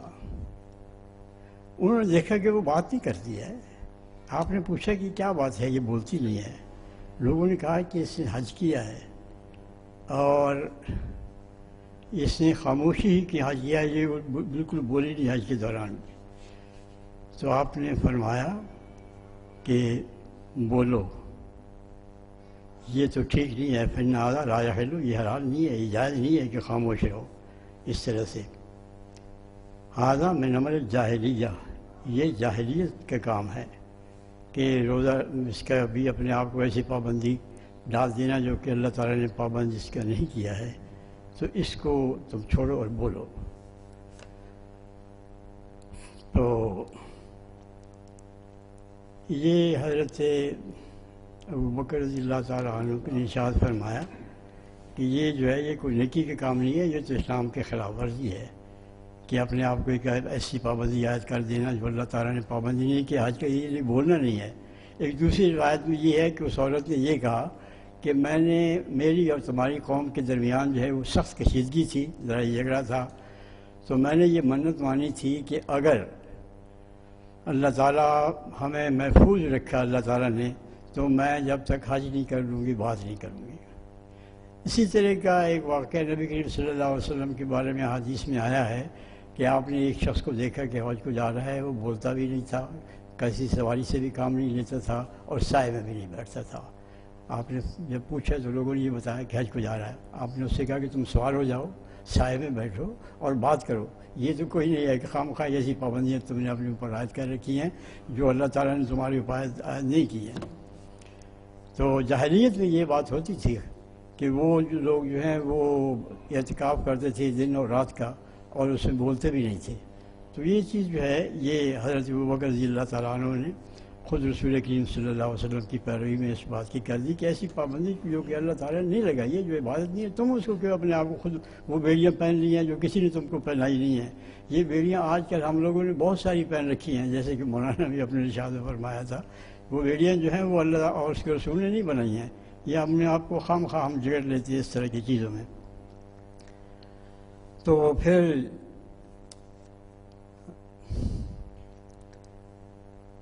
حضرت ابوبکر رضی اللہ عنہ نے جب اس سے کہا کہ تم بولو، تو پھر اس سے پوچھا کہ آپ کون ہیں؟ انہوں نے کہا کہ میں مہاجرین میں سے ہوں۔ پھر اس نے پوچھا کہ کون سے مہاجرین، کن مہاجرین میں سے؟ انہوں نے کہا کہ میں قریش میں سے ہوں۔ تو اس نے کہا کہ کون سے قریش؟ قریش تو بڑا قبیلہ ہے، اس کی تو کئی شاخیں ہیں، کون سے قریش؟ انہوں نے کہا تم تو بہت سوالات پوچھتی ہو، تابر تو سوال ہی کیے جا رہی ہو۔ تو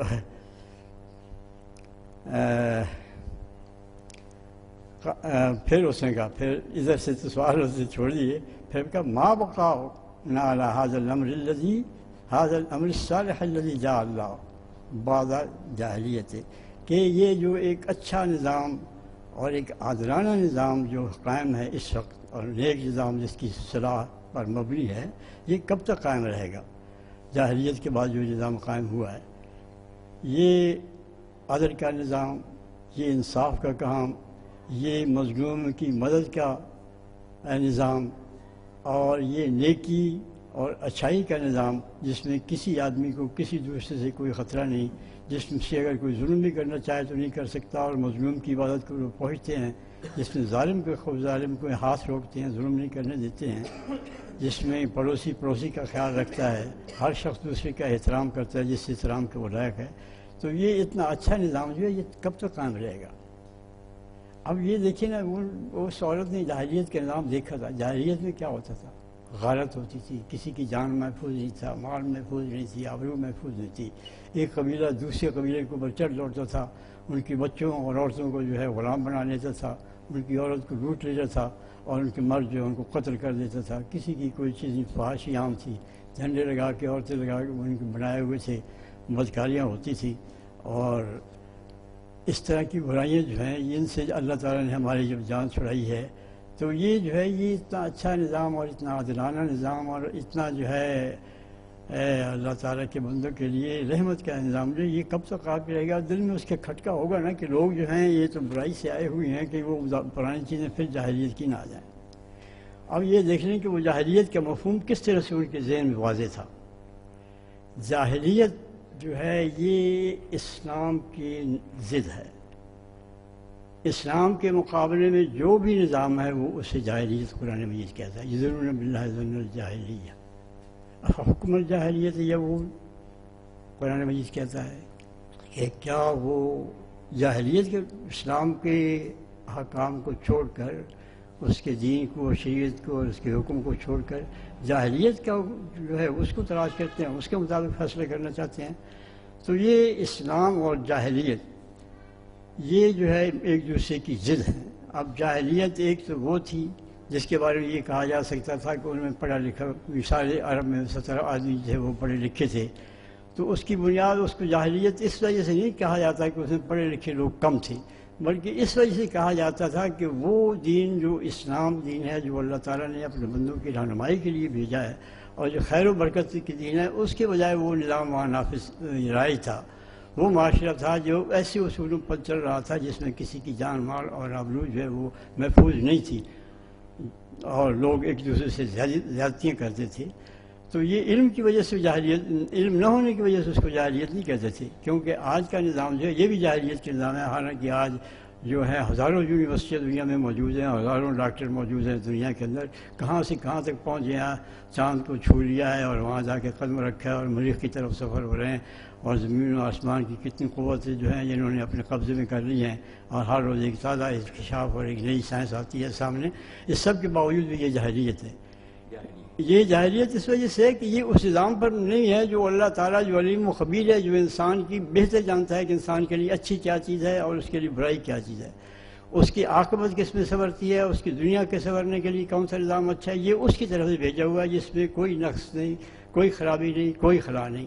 انسان چاہے کتنا بھی بڑا ہو جائے لیکن اس کا علم محدود علم ہے، اس کی نظر محدود نظر ہے. وہ اپنے بارے میں سوچتا ہے، زیادہ سے زیادہ اپنے قبیلے کے بارے میں سوچتا ہے، اپنے ملک کے بارے میں سوچتا ہے، یا پھر اپنے لوگ جو ہیں آس پاس کو اب ان کے بارے میں سوچتے ہیں. اب آپ یہ دیکھ لیجیے کہ ایک سپر پاور بنی ہوئی ہے دنیا کے اندر، اس نے اپنے آپ کو سب سے بڑھ سمجھ لیا اور اس کے ساتھ جو ہے وہ کہتے ہیں یا ہمارے ساتھ یا مخالف. تو یہ اس طرح کی کوئی بات جو ہے یہ اسلامی نظام کے اندر موجود نہیں ہے. وہاں تو عدل ہے اور انصاف ہے اور سب ایک اللہ کے بندے ہیں اور کسی کی بندگی نہیں ہے. تو یہ ان تمام علوم کے باوجود بھی جاہلیت کا نظام ہے، کیونکہ یہ اس نظام پر نہیں ہے جو اللہ تعالیٰ نے انسانوں کی رہنمائی کے لیے، اس کی بھلائی کے لیے، خیر و برکت کے نظام پر مبنی نہیں ہے، اس لیے یہ بھی جاہلیت کا نظام ہے. تو اس نے جب یہ پوچھا کہ یہ نظام جو ہے خیر و برکت کا نظام یہ کب تک جاری رہے گا، تو آپ نے فرمایا کہ بقاؤکم مستقامت ائمتکم، کہ یہ نظام اس وقت تک قائم رہے گا جب تک کہ تمہارے رہنما، تمہارے ائمہ، تمہارے حکمران جو ہیں وہ سیدھے رہیں گے. اگر وہ ٹیڑھے ہو جائیں گے تو سب کچھ ٹیڑھا ہو جائے گا، سارا نظام الٹ جائے گا، وہی خرابیاں پھر آ جائیں گی جو بعد میں تھی، اور یہ ساری خیر و برکت کی چیزیں سب غائب ہو جائیں گی. کیونکہ ائمہ، امام جو ہے، رہنما جو ہے، حکمران جو ہے، اس کے ہاتھ میں سب کچھ باغ ڈور ہوتی ہے، وہی اپنے احکام کو نافذ کرتا ہے. اس کے پاس قدرت ہوتی ہے کہ وہ اپنے آپ کو، وہ کوئی بھی نظام، ہم تو اس کا تجربہ بہت کر رہے ہیں اس زمانے میں، کہ وہ جو چاہے جس طرح سے کرے، جو چاہے وہ کر سکتا ہے اور کرتا ہے، کیونکہ تمام جو طاقتیں ہوتی ہیں، تمام جو اختیارات ہوتے ہیں، ملک کی تمام وسائل جو ہوتے ہیں اس کے ہاتھ میں ہوتے ہیں. تو ان وسائل سے لے کر وہ کسی بڑی سے بڑی تحریک کو بھی کچل دیتا ہے، نیکی کا منہ بند کر دیتا ہے، اس کے قدم نہیں اٹھنے دیتا، کوئی بھی نیکی کی طرف قدم نہیں اٹھانے دیتا. تو آپ نے فرمایا کہ مستقامت ائمتکم، جب تک کہ تمہارے جو ہیں ائمہ، تمہارے امام، تمہارے حکمران، تمہارے لیڈر جو ہیں وہ سیدھے رہیں گے تو یہ نظام بھی قائم رہے گا. جب ان کے اندر بگاڑ آ جائے گا تو پھر یہ نظام بھی رخصت ہو جائے گا. قالت وما الائمہ، تو سوال تو بہت پوچھتی تھی نا عورت، بہت ذہین عورت تھی. اس نے کہا کہ ائمہ کیا ہوتے ہیں، امام کیا ہوتے ہیں؟ تو آپ نے فرمایا کہ آپ نے دیکھیے سمجھانے کا طریقہ بھی کیا ہے.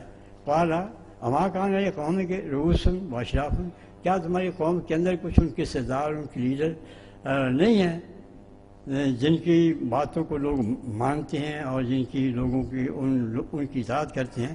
تو اس نے کہا کہ ہاں ہیں. قال فهم اولئک، یہی امام ہے جن کا بات مانی جائے، جن کی رہنمائی پیچھے چلا جائے، ان کے پیچھے، اور جن کی باتوں کو رد نہ کر سکیں، ان کی اطاعت کریں، وہی تمہارے ائمہ ہیں. اور وہ جب ٹھیک ہوں گے تو تمہارا نظام بھی ٹھیک چلے گا، اور وہ جب تم خراب ہوں گے تو پھر تمہارا نظام بھی خراب ہو جائے گا۔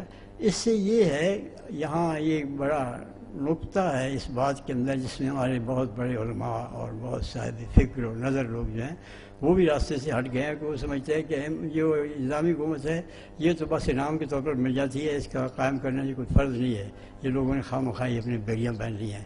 اب یہ دیکھیے کیا ہے، ائمہ کے بغیر جب اصلاح نہیں ہو سکتی تو میں تو پھر حکومت کے بغیر اصلاح نہیں ہو سکتی۔ واضح حدیث میں حضرت ابو بکر رضی اللہ عنہ کو یہ ارشاد ہے، تو پھر اصلاح کیسے ہو جائے گی جب وہ ائمہ خراب ہوں گے؟ اسی لیے یہ ہے جہاد جو فرض اس لیے کیا گیا ہے کہ برائی کو مٹانے کے لیے منظم ہو، اور یہ منظم ہونا جو ہے اس بات کا تقاضا کرتا ہے کہ اس کے بغیر کوئی نظام بدلا نہیں جا سکتا، اور اگر کوئی خراب نظام ہے تو اس کا بدلنا جو ہے یہ ضروری ہے، اور یہ نبی کریم صلی اللہ علیہ وسلم کا اسوہ حسنہ سب سے بڑی ہمارے پاس اس کے لیے دلیل ہے۔ وگرنہ اگر یہی کام ہوتا کہ صرف اللہ یا یہ ہے کہ بس تبلیغ کرتے رہو، یہ تو مکہ مدینہ بھی ہو سکتا تھا، ہمارے تو وہ کھا ہی رہے تھے، اور لوگ اس میں شہید بھی ہو رہے تھے، ان میں عورتیں بھی تھیں اور مرد بھی تھے، لیکن وہاں کیوں نہ رہے؟ اسلامی نظام قائم کرنے کے لیے کوئی زمین چاہیے، جیسے کہ ریاست میں ہوتا ہے کہ ریاست کی پہلی بات یہ ہے کہ ایک زمین کا ایک ٹکڑا ہو، اس میں ایک آبادی ہو، پھر وہاں ایک منظم کوئی ادارہ ہو جو کہ وہاں حکم کرے، اس کا حکم چلے۔ اس کے لیے آپ مدینہ میں تشریف لے آئے اور وہاں پھر آپ نے اسلامی نظام قائم کیا۔ وہ ساری برکت کا نظام پھر صحابہ کرام خلفائے راشدین کے زمانے میں قائم رہا، اور وہ 3 بر اعظموں تک وہ پہنچ گیا۔ اگر یہ ساری باتیں نہ ہوتی تو نبی کریم صلی اللہ علیہ وسلم کیا مصائب سے تنگ آ گئے تھے؟ وہاں مدینہ میں مکہ مدینہ میں نہیں رہ سکتے تھے، وہی تبلیغ کرتے رہتے، کوئی سنتا یا نہ سنتا، یہ تو ہو سکتا تھا۔ چونکہ برائی کو مٹانا مقصود تھا، اسلامی نظام کو، خیر و برکت نظام کو قائم کرنا مقصود تھا، تو یہ تو اسی وقت ہو سکتا ہے نا جب حکومت کی باغ ڈور جو ہے وہ اچھے لوگوں کے ہاتھ میں آئے۔ تو یہ حضرت ابوبکر صدیق رضی اللہ عنہ کے ارشاد کا مطلب ہے کہ ائمہ جو ہیں، جو حکمران ہیں، وہ اچھے ہوں گے تو اچھائی ہوگی، بڑا خیر و برکت کا معاشرہ قائم ہوگا، خیر و برکت ہوگی معاشرے میں، اور اگر وہ اچھے نہیں ہوں گے تو پھر خیر و برکت بھی نہیں ہوگی۔ اللہ تعالیٰ ہمیں توفیق دے کہ ہم ان باتوں کو سمجھیں اور اپنی زندگی کا راہ عمل بنائیں۔ السلام علیکم۔ چاند کی کیا تاریخ ہے آج؟ ہیں؟ زکات کی ہیں؟ نہیں زیادہ ہوگا، 20-22۔ ہاں اچھا جی۔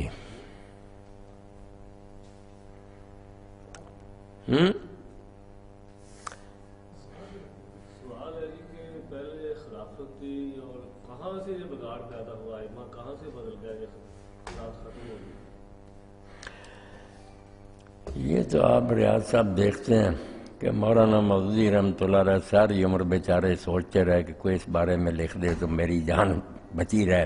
پہلے ہی لوگ مجھے برا برا کہتے ہیں، مگر جب لوگوں نے یہ قرض نہیں چکایا تو مولانا نے پھر وہ کتاب لکھی خلافت و ملوکیت، اور اس کی ضرورت بھی پیدا ہوگی، ورنہ شاید وہ خاموش ہی رہتے کہ سازشی لوگوں نے محمود احمد عباسی اور اس کے چیلوں کو کھڑا کر دیا۔ روسی اور چینی سفارت خانوں کا وہ ایجنٹ تھا، نہ نماز پڑھتا تھا، نہ جمعہ پڑھتا تھا، قرآن مجید کو کہتا تھا یہ محمد کی تصنیف ہے، بے دین تھا۔ اس نے ایک کتاب لکھ دی خلافت معاویہ یزید، پھر اس کے شاگرد اٹھ کھڑے ہوئے حکیم فیض عالم صدیقی اور اس طرح کراچی میں بھی عظیم الدین اور دوسرے۔ اب بھی ایک تازہ کتاب آئی، مفت دے رہے ہیں کہ لوگوں میں تقسیم کریں، مشن یہی ہے۔ اس نے محمود عباسی نے بھی کھلی چٹھی جو ایوب کے نام لکھی تھی نا مکتوب مفتو، یہی تھا کہ میں یہی چاہتا ہوں کہ بتایا جائے کہ جو حکومت پر آ جاتا وہ اللہ کا چنا ہوا ہوتا، اس لیے جس کو حکومت ملتی ہے نا وہ خدا کی نگاہ میں اگر نیک نہ ہوتا تو کیوں ملتی؟ ایوب صاحب آپ بالکل اللہ کے برگزیدہ، اور حضرت عثمان کے بعد پہلا انقلاب آپ کا سب سے پہلا اسلامی انقلاب ہے۔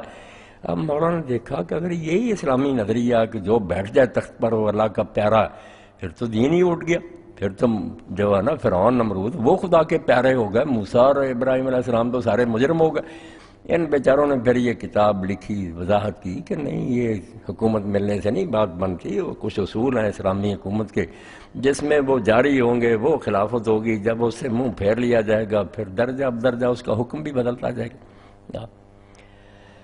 تو سارا گناہ جو انہوں نے بے لذت کیا نا وہ اسی لیے کیا کہ ان نامرادوں نے یہ پھیلانا. اب بھی یہ مشن بند نہیں ہوا, بہت تقسیم کر رہے ہیں, کراچی میں ادارے ہیں, لاہور میں, وہ مفت دیتے ہیں کتابیں, تو اوپر لکھتے بھی ہیں کہ یہ صرف ناسبی بھائیوں کی. اب پردہ بھی نہیں رہا, پہلے سنی بنے ہوئے, اب تو صاف کہتے ہیں کہ ہم دشمنان اہل بیت ہیں.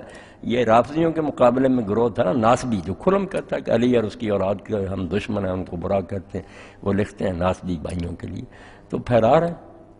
ہمارے جو ممبر و محراب ہیں الحدیثوں کے جو بندے ہیں, یہاں زیادہ یہ زہر پھیل گیا نا, بریلوی بچے ہوئے ایسے, انہوں نے یہ بات مانی. وہ کہتے ہیں نہیں شیعہ اپنی یار لانتی ہوں گے, ہم کیوں اہل بیت سے دشمنی کی, مگر یہ تو اس میں رو میں بیگ ہے. تھوڑے ان میں جو بچے ہوئے ان کی بات نہیں سنتے. مولانا عبدالرشید نعمانی بہت بڑے شیخ الحدیث تھے, انہوں نے اچھی کتابیں لکھی. اب یہ سید رضوان علی ندوی وہ 20-22 سال رہے ہیں دمشق میں بھی, اور سعودیہ وہاں تاریخ کے پروفیسر تھے, بہت قابل آدمی. وہ آئے, انہوں نے کہا میں تو حیران رہ گیا ہوں کہ ان علاقوں میں جہاں وہ ہوئے ہیں بنو امیہ, وہاں ایسا کوئی نہیں آدمی.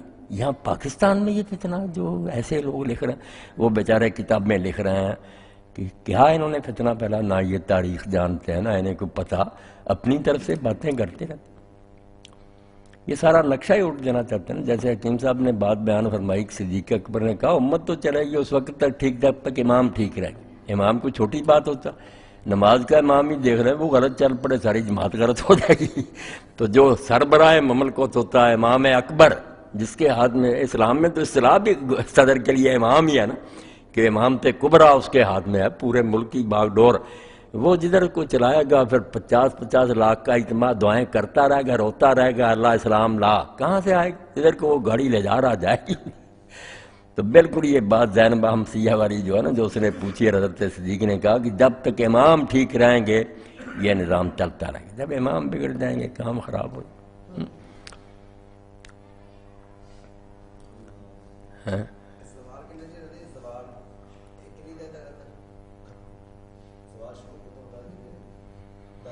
ہاں بیٹھیں گے حافظ صاحب حجرے میں, تو اب سوال کی بات بھی کرتے ہیں. یہاں کوئی ہلکی پھلکی ہے تو کر لیں, دعا کریں, تو وہاں انشاءاللہ آپ بیٹھتے ہیں تو سوال کی بات ہی ہے. رسالے آپ کو مل گئے نا, وہ رسالے تو یہاں ہی پڑے تھے, آپ کو پتہ ہی نہیں چلا. وہ رسالے حکیم صاحب ایک عالم دین نے لکھے ہیں کہ رکوع کے بعد میں ہاتھ باندھنے چاہیے. یہ بھی چل پڑا نا کام, پیر بدیع الدین شاہ تھے, وہ شیخ عبدالعزیز ابن باز سعودیہ میں, تو ان کے پیرو بہت ہیں, انہوں نے شروع کر دیا اللہ سمع اللہ علیہ, وہ بھی ہاتھ باندھ لیتے ہیں. پھر تو 2 رسالے اس پر لکھے کہ یہ سنت ہے, یہ کرنا چاہیے, یہ دے گئے تھے مجھے اللہ رحم.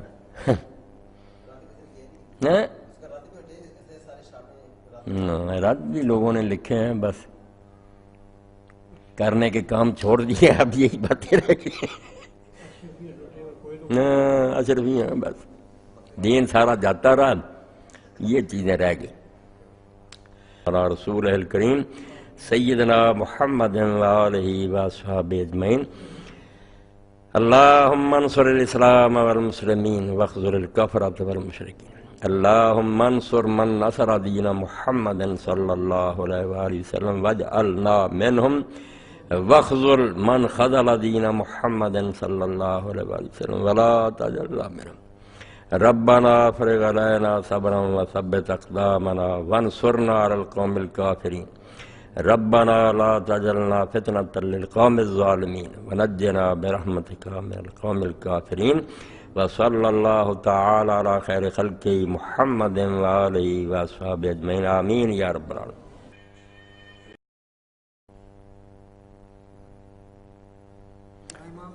ہاں یہ پرانا قول ہے کہ جو چپ رہنا وہ تو اسی لیے ہے نا کہ امام کی قرات سنیں. جب نہیں سنائی دیتی, بہت دور ہے آدمی یا کسی وجہ سے آواز اس کو نہیں سنائی دے رہی, یا نمازیں ایسی ہیں کہ وہ دل میں پڑتا زور اثر, تو پھر بہتر تو یہی, پھر آگے بھی پڑھے, خاموش رہنے سے تو بہتر.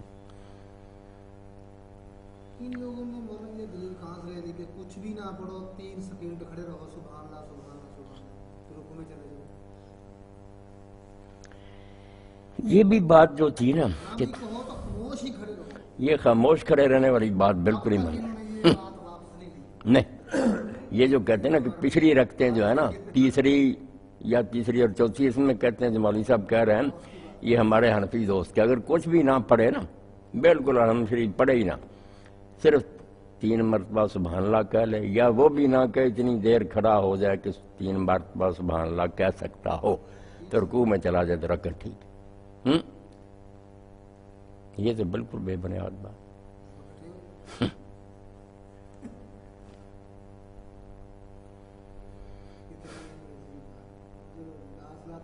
مولانا یہ اپنا جی یہ جو ہم عام طور پہ یہ ہوتا ہے کہ جہاں امام قرات کر رہا اس کو سنتے ہیں، سننا چاہیے۔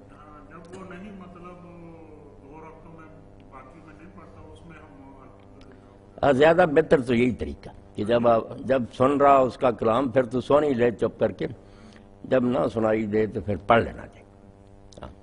نماز سب کی ٹھیک ہے، امام کے پیچھے جو ہے تو امام کا پڑھنا ان کے لیے گزارا تو ہو جاتا مگر صحیح طریقہ یہ۔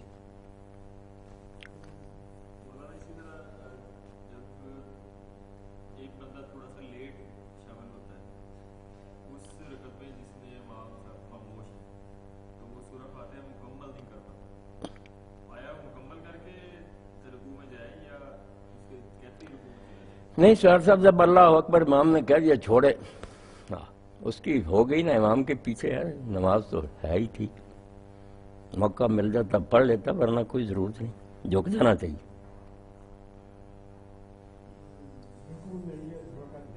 مل گئی۔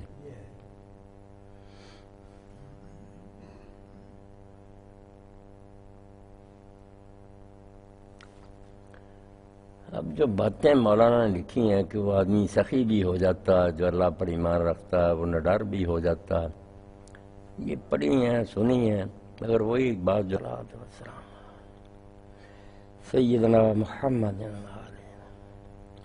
مغفر لها وادخل الجنة عذاب القبر وعذاب النار حوض رسولك سيدنا محمد مفصلها في قبرها ونبر لها فيها مغفر للمؤمنين والمؤمنات والمسلمين وصلی اللہ تعالی علی خیر خلقی محمد۔ کون فوت ہو گیا؟ قاری عباس، جمعہ کے موقع پر کرائی تھی دعا، نیک آدمی، بہت اچھے آدمی، اللہ مغفرت فرمائے، جنت الفردوس اللہ والدہ کو جگہ۔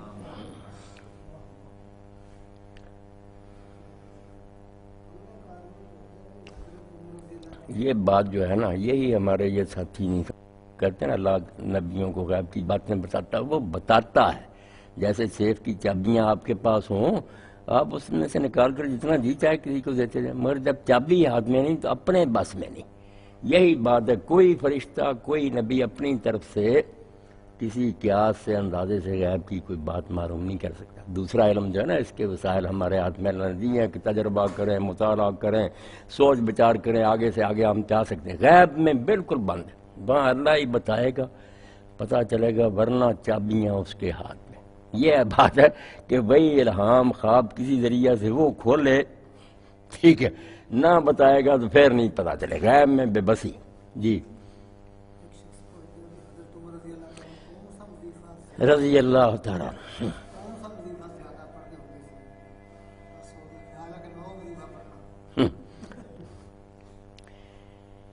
حضرت عمر رضی اللہ عنہ پتہ نہیں کون سا وظیفہ زیادہ پڑھتے تھے، اسے تو چاہیے نا کہ جو اللہ کے رسول علیہ السلام نے اور انبیاء علیہ السلام نے پڑھا، آپ نے جو فرمایا کہ میں نے اور مجھ سے پہلے انبیاء نے جو سب سے اعلیٰ ذکر کیا ہے نا، اور اس سے افضل ذکر کوئی نہیں، وہ چوتھا کلمہ لا الہ الا اللہ وحدہ لا شریک لہ لہ الملک و لہ الحمد وہو علی کل شیء قدیر۔ اس میں کچھ اضافے بھی لوگوں نے کیے، نہیں صحیح اتنا ہی ہے۔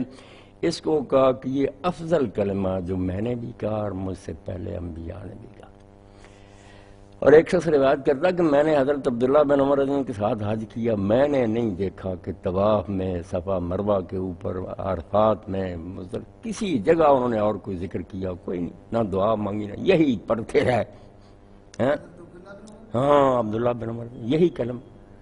اب اس میں سب کچھ آ گیا کہ جب وہ اللہ کی تعریفیں کر رہا کہ تیرے سوا کوئی نہیں دینے والا، تو اللہ تو سمجھتا کہ یہ تعریفیں یہ بیچارہ کیوں کر رہا۔ ایک شاعر نے بھی اسی لیے کہا نا اپنے ممدوح کے بارے میں کہ جس سے میں جا کر کچھ لیتا ہوں نا، وہ سخی آدمی ایسا کہ وہاں یہ کہنے کی ضرورت نہیں پڑتی کہ ہمیں یہ دے ہمیں یہ، جب ہم تعریف ہی کر دیتے ہیں یہی اس کے لیے کافی ہے، اس کو بتانے کی پھر کیا ضرورت ہو تعریف. اس لیے رسول کریم علیہ السلام نے بھی جو فرمایا کہ سب سے افضل دعا الحمدللہ ہے. اب الحمدللہ میں بظاہر تو ہم کچھ نہیں مانگتے مگر سب کچھ مانگ لیتے ہیں کہ جب تجھ میں سب خوبیاں، علم والا ہے، رزق دینے والا ہے، قادر شفا دینے سب کچھ آ گئے کہ دے. تو یہ چوتھا کلمہ بتائیں اس کو. یہ رسول کریم علیہ السلام خود فرمایا کہ میں نے اور انبیاء نے جو کچھ بھی پڑھا اس میں سب سے افضل یہ کلمہ. جی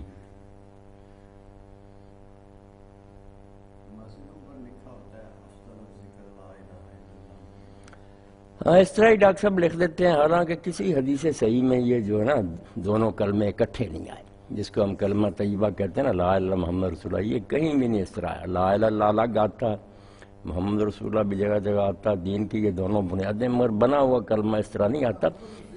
کلمہ جو ہے نا وہ تو شہادت ہی، اشہد ان لا الہ الا اللہ وحدہ لا شریک لہ واشہد ان محمد رسول اللہ. ذکر کے لیے صرف یہی افضل الذکر لا الہ الا اللہ، اتنا ہی. حدیث میں اتنا ہی بالکل.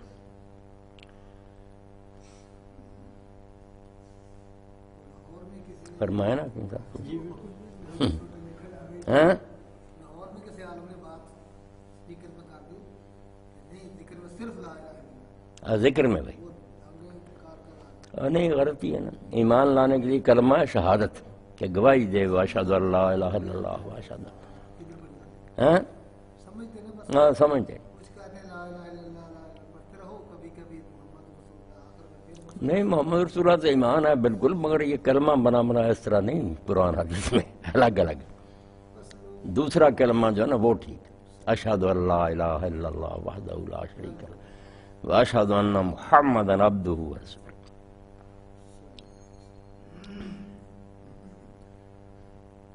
جو سعودی عرب والے قرآن پاک تقسیم کرتے ہیں نا ترجمہ والے، اس کے شروع میں صورت فاتحہ کے ترجمہ تفسیر میں لکھا ہے کہ جہاں امام کی آواز آ جاتی ہو، بعض اہل علم کا لکھا ہے وہ صورت فاتحہ کے آگے نہیں پڑھتا.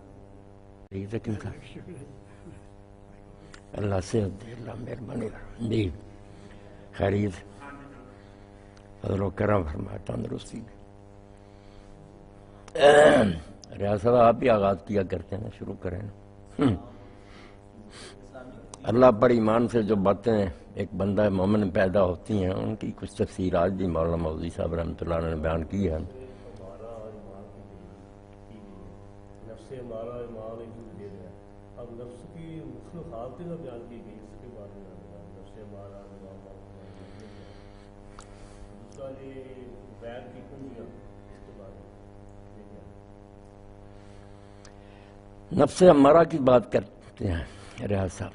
قرآن مجید میں آتا ہے کہ ان النفس لامارۃ بالسوء الا ما رحم ربی، کہ نفس تو ہر وقت انسان کو برائی سکھاتا رہتا سوائے اس پہ کہ اللہ رحم کرے. تو انسان کے اندر اللہ تعالیٰ نے آزمائش کے لیے رکھ دی ہیں ایسی خواہشات جو انسان کو گمراہ کرنے کی کوشش کرتی ہیں، ادنا باتوں کی طرف لے جانا چاہتی ہیں، اعلیٰ اصول اور اقدار سے ان کو پامال کرنے کا کہتی ہیں.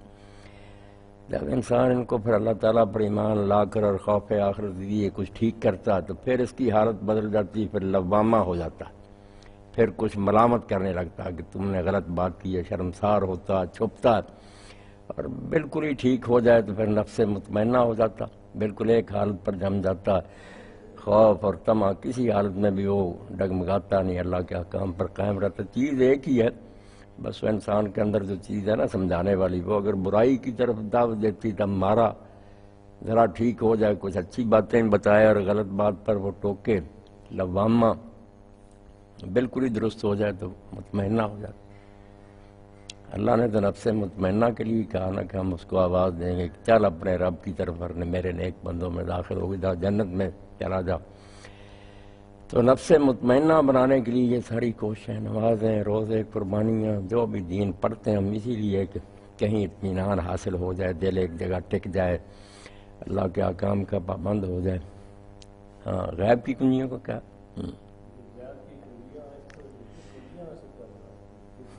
کنجیوں سے کیا مراد ہے؟ تو خاص باتیں ہیں کنجیوں سے مراد ہے؟ بس وہ کنجیاں بھی ترجمہ ہو جاتا ہے. کیوں حکیم صاحب وعندہ مفاتح الغیب کنجیاں بھی ترجمہ کر دیتے ہیں, خزانے بھی کر دیتے ہیں کہ غیب کے خزانے اللہ کے پاس, مانے تو دونوں کے بن جاتے ہیں. مفتاح کی جمع بھی مفاتح ہے اور مفتاح کی بھی ہے. غیب کے خزانے جو ہیں اللہ کے ہاتھ میں, ان کو کوئی نہیں جانتا سوائے اس کے. وہی کسی پر کوئی راز کھول دے ورنہ غیب جاننے کا کوئی ذریعہ نہیں. ہمارے ہاں بھی جو یہ استخارہ رائج ہے کہ بچے بچیاں کرتے ہیں شادی کے لیے, لوگ بھی پھرتے ہیں کہ مولانا کو استخارہ کر دو. بس اب تک نہیں یہ لوگ سمجھے کہ کل کے بارے میں جاننے کا ذریعہ اللہ نے کسی کو نہیں دیا. جب انبیاء کو کہہ دیا کہ اعلان کر دو اگر میں غیب جانتا ہوتا تو مصیبتوں سے بچنا چاہتا اور سارے نفع نہ اکٹھے کر لیتا. کسی کے بس میں نہیں. یہی ہے کہ غیب کے خزانے یہ کنجیاں اس کے ہاتھ میں, کسی کو نہیں بتاتا. اب استخارے کے بارے میں تھوڑی سی بات اللہ کے رسول نے کہی تھی, وہ بالکل دوسری تھی. اس کے ساتھ بہت سی چیزیں ملا لیں کہ رات کو پڑھو, دائیں پہلو کے بل سو, کچھ خواب آئے گا, کوئی اشارہ ہوگا نہ ہوگا تو اتنے دن پڑھو. یہ ساری باتیں اپنی طرف سے گڑھ لی. وہ تو خیر کی دعا تھی کہ کوئی کام کرنا چاہتے ہو عقل سے بھی سوچو, مشورہ بھی کر لو, سارے حالات کا جائزہ لے کر ساتھ ساتھ اللہ سے دعا کرو کہ اللہ تو سب جانتا ہے, ہم کچھ نہیں جانتے. اگر یہ کام اچھا ہے تو ہونے دے, نہیں اچھا تو اس میں رکاوٹ ڈال دے, جدھر کوئی بہتری ادھر ہمیں متوجہ کر دی. یہ تھی دعا ایک بھلائی مانگنے کی, کوئی اشارے کی بات نہیں تھی. اور اس استخارے کی وجہ سے کتنے لوگ برباد ہوئے, منگنیاں ٹوٹ گئیں, رشتے ٹوٹ گئے, اور کئی لوگوں نے تو قدم اٹھایا برباد ہو گئے. یہاں عرفات والے ہیں, وہ کیمیکلز کا کام کرتے ہیں, بڑی کمپنی ہے. تو رشید صاحب نے اسی طرح ان کے مرشد سے مولانا محمد امین صاحب جو سلطانی صاحب کے والد ہیں, سارا شہر ان کو مانتا نا رابع. ان کے جوتے بھی کپڑوں پر رکھتے ہیں, بچھاتے ہیں, پھر جب اپنی ملوں میں لے جاتے ہیں بڑی مشکل سے وہ مانتے ہیں. تو اب انہوں نے ان سے کہا, اس وقت عاصم ان کے پاس ہی تھا, بھئی مولانا استخارہ کریں. استخارہ کیا ہے کہ بچہ تھا, بہت اچھا کر دیں آپ. طلاق تک نہ پہنچا. انہوں نے کہا حضرت وہ تو استخارہ نہیں ٹھیک نکلا. ہاں استخارے میں کچھ غلطی ہوگی. پھر استخارہ کرایا ڈاکٹر صاحب, پھر کیا, پھر طلاق. تو وہی یہی بات اللہ نے کہی کہ غیب کی کنجیاں ہے اس کے پاس, یہ کوئی نہیں پتہ چلے گا. جس کو تم بہت بہتر سمجھ کر کرو گے کل پتہ نہیں کیا ہوگا. تو اللہ پر بھروسہ کریں, اپنی عقل استعمال کریں, مشورہ لے لیں. استخارے وغیرہ کوئی چیز نہیں, دعا کرتے رہنا چاہیے کہ اللہ اچھا ہے تو ہونے دے, نہیں اچھا تو نہ ہو. دو رکھتے پڑھ کے یہی دعا کرنا بس. اس کے بعد نہ سونے کی کوئی بات ہے نہ اشارے کی کوئی بات. انا للہ و انا الیہ راجعون و انا الی ربنا.